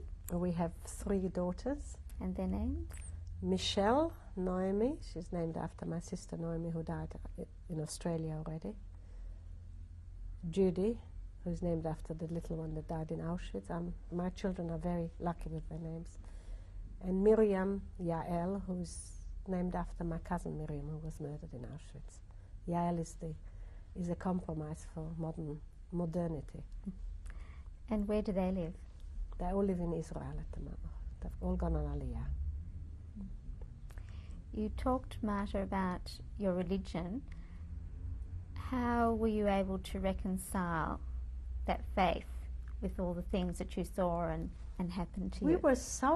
We came from such a strictly Orthodox upbringing that we reconciled it. I must say that my mother, Oliver Shalom, said to me that her only act of defiance was she said to my father, I'm going to take my shaitel off, when Yutzika didn't come back. My sister Judith didn't come back.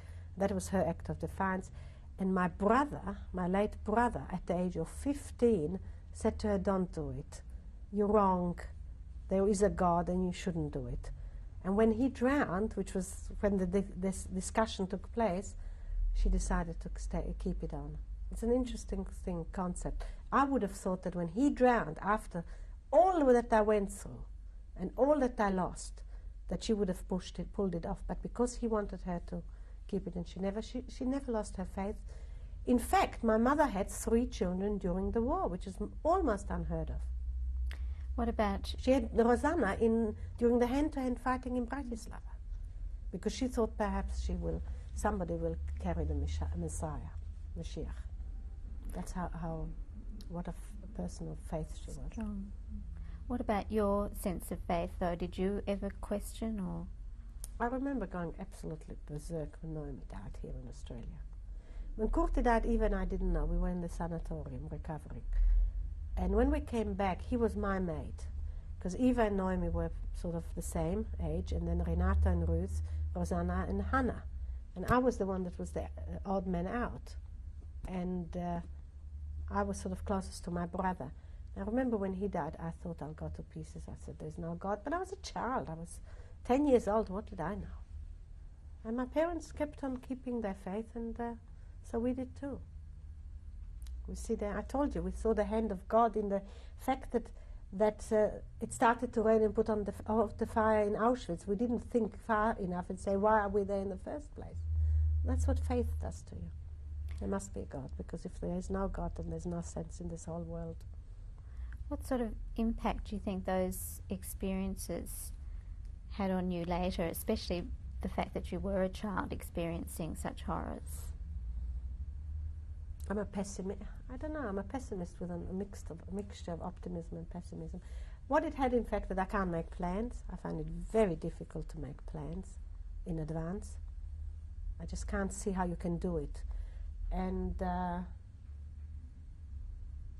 in what way do you mean? I guess in any way that you feel, perhaps in the way you've parented your own children, or... Well, I told them all the gory details. I mean, and that's a different, you see, this is a different reaction. Many survivors, children don't know anything about what happened because the parents couldn't talk about it. I reacted the opposite way. I told my children when they were very young and always talked about it. They all got all the gory details, unfortunately.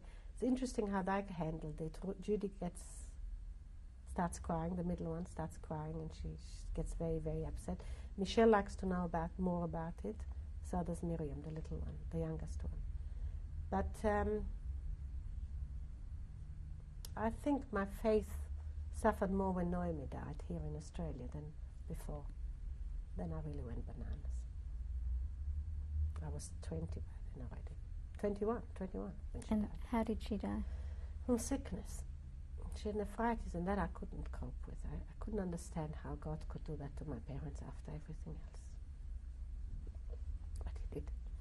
And yet I didn't lose my faith. I suppose I ask a question, but deep down I think there must be something there, otherwise this whole life doesn't make any sense. It's the only way that you can make sense of this world is if you believe in God, otherwise you can't make sense of it. I know that your children, of course, being in Israel, can't be here to join us. Is there something special that you would like to say for the children and your grandchildren? I think they're there because of what happened to me. I think I'm quite sure that my life experience has convinced them that I should be in Israel. Because I feel that it couldn't have happened. If we had had an Israel in 1939, I feel it couldn't have happened. I agree with them with that. And I think that's the reason they're in Israel. I don't know what you mean. I mean, they all know about it. They all talk about it. Even our oldest granddaughter, who is 16, is considering going on the March of the Living this coming year, this next year, to Auschwitz. I'm not sure whether she's big old enough. I'm not 100% sure whether 16 is not too young to go. And how do you feel about her going? I would like to. I spoke to somebody. Was it you, or somebody who's told me that they accompanied the grandchild? And it wasn't you.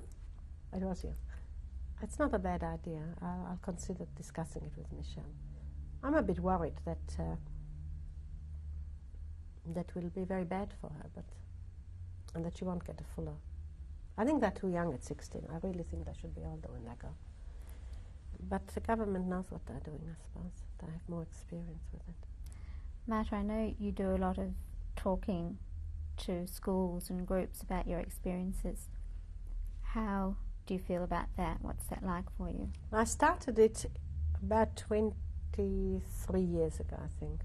I think Michelle was about 14 at the time, my oldest daughter. They asked me to speak in Bnei Akiva on Yom HaShoah, and that's when I started. I just, every time I speak, I decide I won't do it again, because it's very upsetting.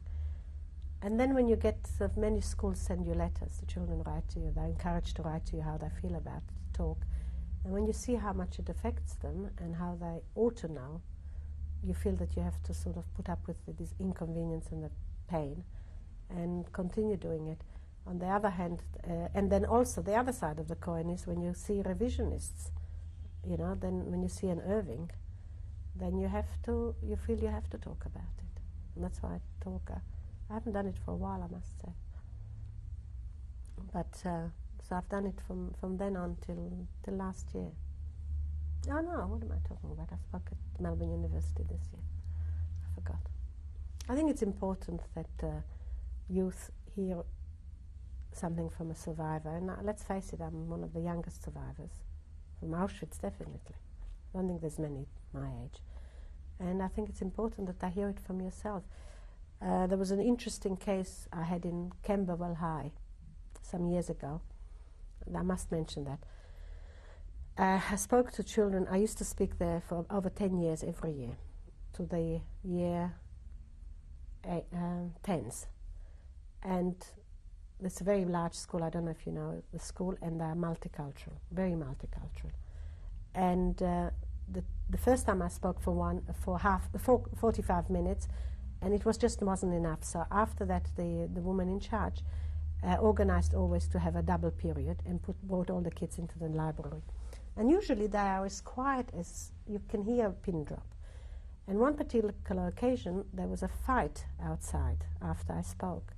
And usually she gives me 2 periods, because I said to her, it doesn't matter, you can't put it all into a very short period of time. And these are year 10 children, we've got to remember. So they're not that sophisticated, but that's when they do German history or something. And they usually ask questions and are very interested. And there was this fight outside as we were walking out, and she found out later, she called me and she found out later, it was a boy, the son of a journalist, who had a fight with the other kids because he said she's lying, and all she said was lies, and it didn't happen like that. And there were no death camps, there were only concentration camps where people worked, and she's a liar. And so he had a fist fight with some other kids who says, how can you say it? You saw her number on her arm. And so this woman who organizes the talks called them in, and he said, listen, your father's a journalist, go home. My father said it's a lie, that's why he said. It's a lie and it's not true. So she said, I'll tell you what, go home, tell your dad that you heard this lady talk who said she was in concentration camp in Auschwitz, and you saw her number. She's talking about what happened to her. Ask him if he thinks if it's true or not, or whether it's a lie, that she's lying. And then come back and see me. So he came back. We're talking about, 15, 16-year-olds. And he came back with his tail between his leg, and he said, yes, I had a talk with Dad, and I told him that I actually heard this lady talk. I saw her number on her arm. And he admitted that he's an anti-Semite, and that's why he's always been writing and saying that it didn't happen. So she rang me up to tell me, because she knows how much it takes out of me, and she just felt that it makes it a bit the pain more worthwhile. Hi. Before we finish, Marta, is there anything else that you'd like to say? I'd just like to say that I think we have to be very careful and on the lookout, because it can happen again, unfortunately. It's happening too much in the world, and whereas 20 years ago I would have said it can't happen again, I think it can.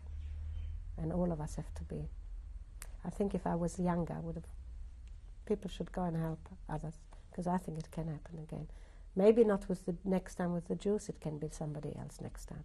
It can be an Asian country, it can be black against white or something, but I think it can happen again, unfortunately. I don't think we've learned anything from the war. Thank you very much. Marta, would you like to introduce your husband? Yes, this is my husband, Harold Wise, a long-suffering husband. He's an Englishman, so he didn't have the experiences, thank God, that I did, but he's certainly made up for it by listening to me for all these years.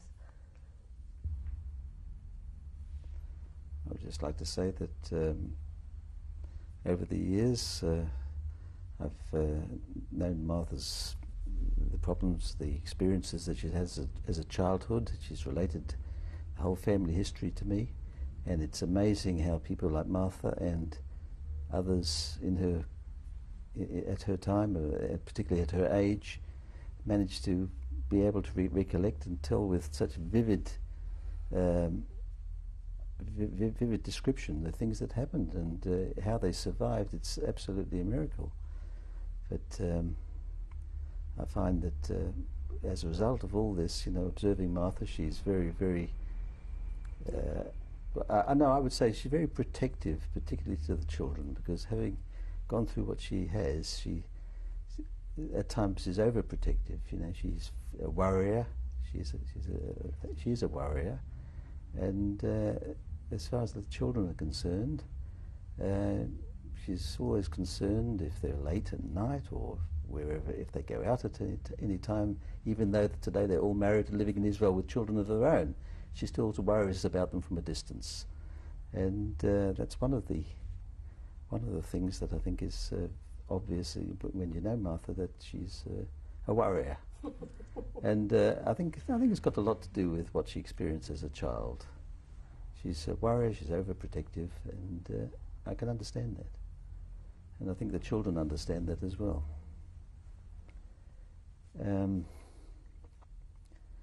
She is she's aware of what's happening in the world as far as other unspeakable tragedies that are going on today, and that I think this all brings back to her the sort of things that she, as a child, unfortunately witnessed, and it makes it more vivid in her imagination. She often tells me that she often compares these sort of things, saying that, my goodness, how can it happen again, this sort of thing that's going on today in this world. The world hasn't really learnt from past experiences. Marta, who's in this photo? That's my late father. It was taken in, I think, about 1918, when he matriculated. He So was 16, where is that in taken? Bratislava, Czechoslovakia. And what's this photo of? That's my late parents at their wedding in 1930. No. Eva was born in 31, 33, 31, 39, 1929. My parents' wedding photo. And where was it taken? It's in somewhere in Austria. I'm not sure which city, but in Austria. Who's in this photo, Marta? This is the four of us when I was 18 months on this photo, which means that the others weren't born yet. That's my late brother Kurti, Eva, Slonim, my late sister Noemi, and myself. I'm 18 months on that. Who's this photo of? That's my late uncle and aunt who were murdered in Auschwitz in 1942. Wow. David and Frida Weiss. And they were married. He was about 2 years older than my father, so they were married probably in 1926, I would imagine. How were you able to get these photos? My father still had them. My father didn't lose them. These were amongst the things that were found. Who's in this photo, Marta? This is the children of that couple, David and Frida Weiss. They are the 4 children who were murdered with them in Auschwitz. They are Bobo, I don't remember that was his nickname, I don't remember his real name. His little sister,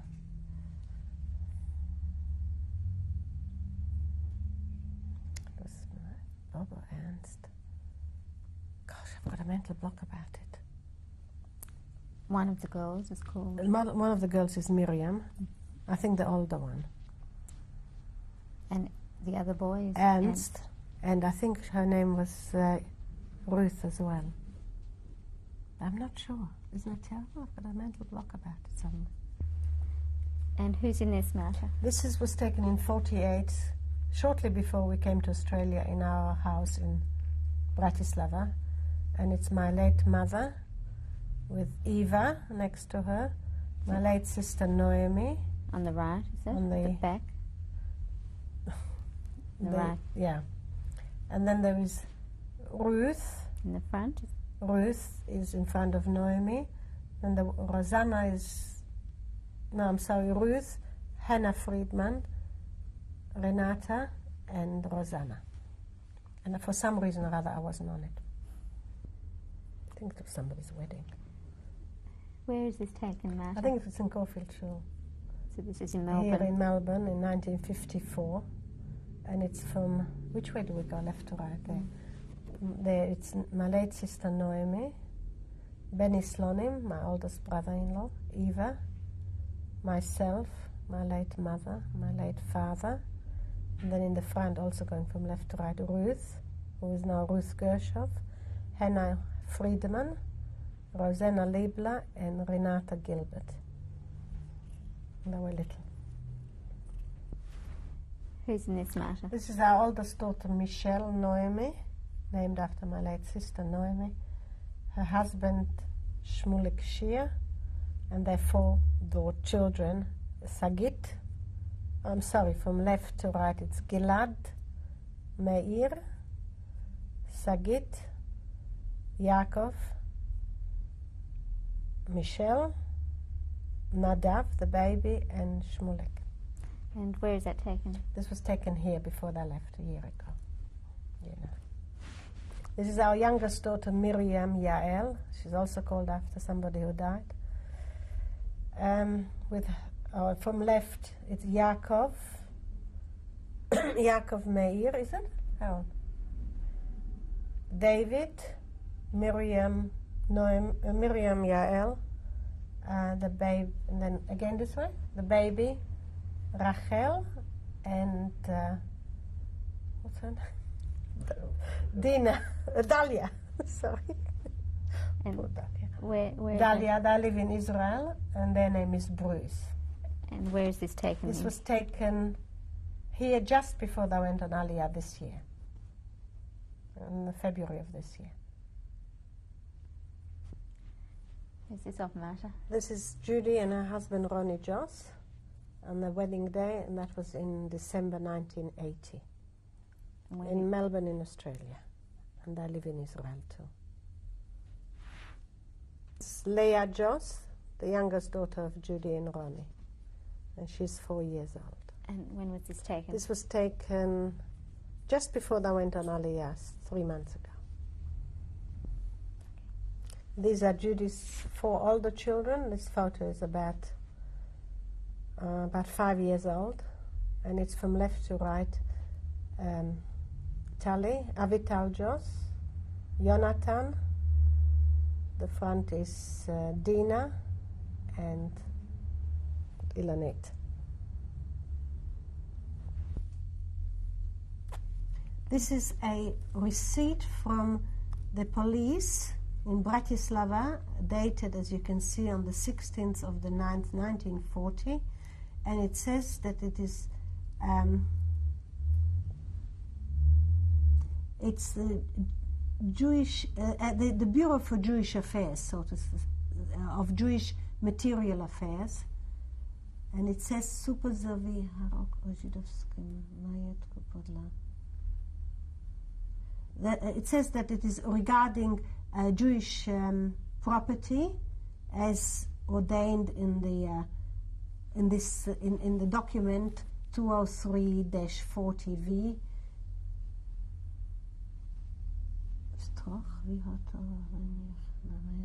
And which is in the name of Samuel Weiss, born 1907. Just the name of the office and the date, and that is to say, this was a piece of paper given to say that they're taking his property away. Marta? It's an envelope from my father's firm when it was taken over by an arizator, which were the people, the non-Jews, were put into Jewish businesses, and that's his envelope, and he calls it's Podnik Dukatove Platna. This is the name of the firm of Ducats, that was the trade name, and of damask and linen materials. And the name of the arizator is Krampel Aspol, Krampel and Company. And it's interesting that in the middle it tells you the previously, Predtim, which is previously called Bratia Weiss, which was my father and his brother, David Weiss, Bratislava, and the address and telephone number. And that was his letter, his envelope, from the business when it was taken over by the non-Jewish arizator. A receipt. They gave you a receipt to make you feel that you're going to get it back, just to keep you quiet. And it is from my late grandfather, Salomon Weiss, from Bratislava. Note the address is already Budkova 45. That's not our house any longer, but that is the first place where we had to shift when we had to get out of the house as Jews. And it is a receipt. No, I don't have it here. I don't think. Oh yeah, a receipt for something that they took from us, handing over of various fur items, and I even gave it a value, and it's dated on the January the 9th, 1941. Securing of some Jewish movable effects, and it's signed at the Hlinka headquarters of Hlinka Guard, which were the in Bratislava, which were the Czech equivalent of the Nazis. What's this, Marta? This is a letter to my father as late as August 44 to ask him to come, labor duties of Jews. Apart from the job that they were doing, like he was running the business for the new owner, for the non-Jewish owner, they had to go and do physical work. And this was for 2 days of 10 days work to clearance work in Bratislava. And you were given, on the 2nd you were told you have to come on the 10th. And it says you should, it was for the 10th of the 8th, 44, and the 11th of the 8th, 44, from 7 a.m. at the city farm, Bratislava. Food is to be provided by yourself. Should you fail to obey this order, you will transfer to the labor camp. And it's signed by Dr. Vasek, Minister of Interior, Minister of Interior. Oh my God. Can you tell me about Yes, this? this is a photo taken by the Russians for propaganda purposes when they liberated us, behind the barbed wire in Auschwitz, Birkenau. And those two with the arrow are Eva and myself. By this stage we already had grown some hair. And the dark one is Eva. And I look much fatter than I am because I think I was swollen. But I was actually 17 kilograms when I was liberated.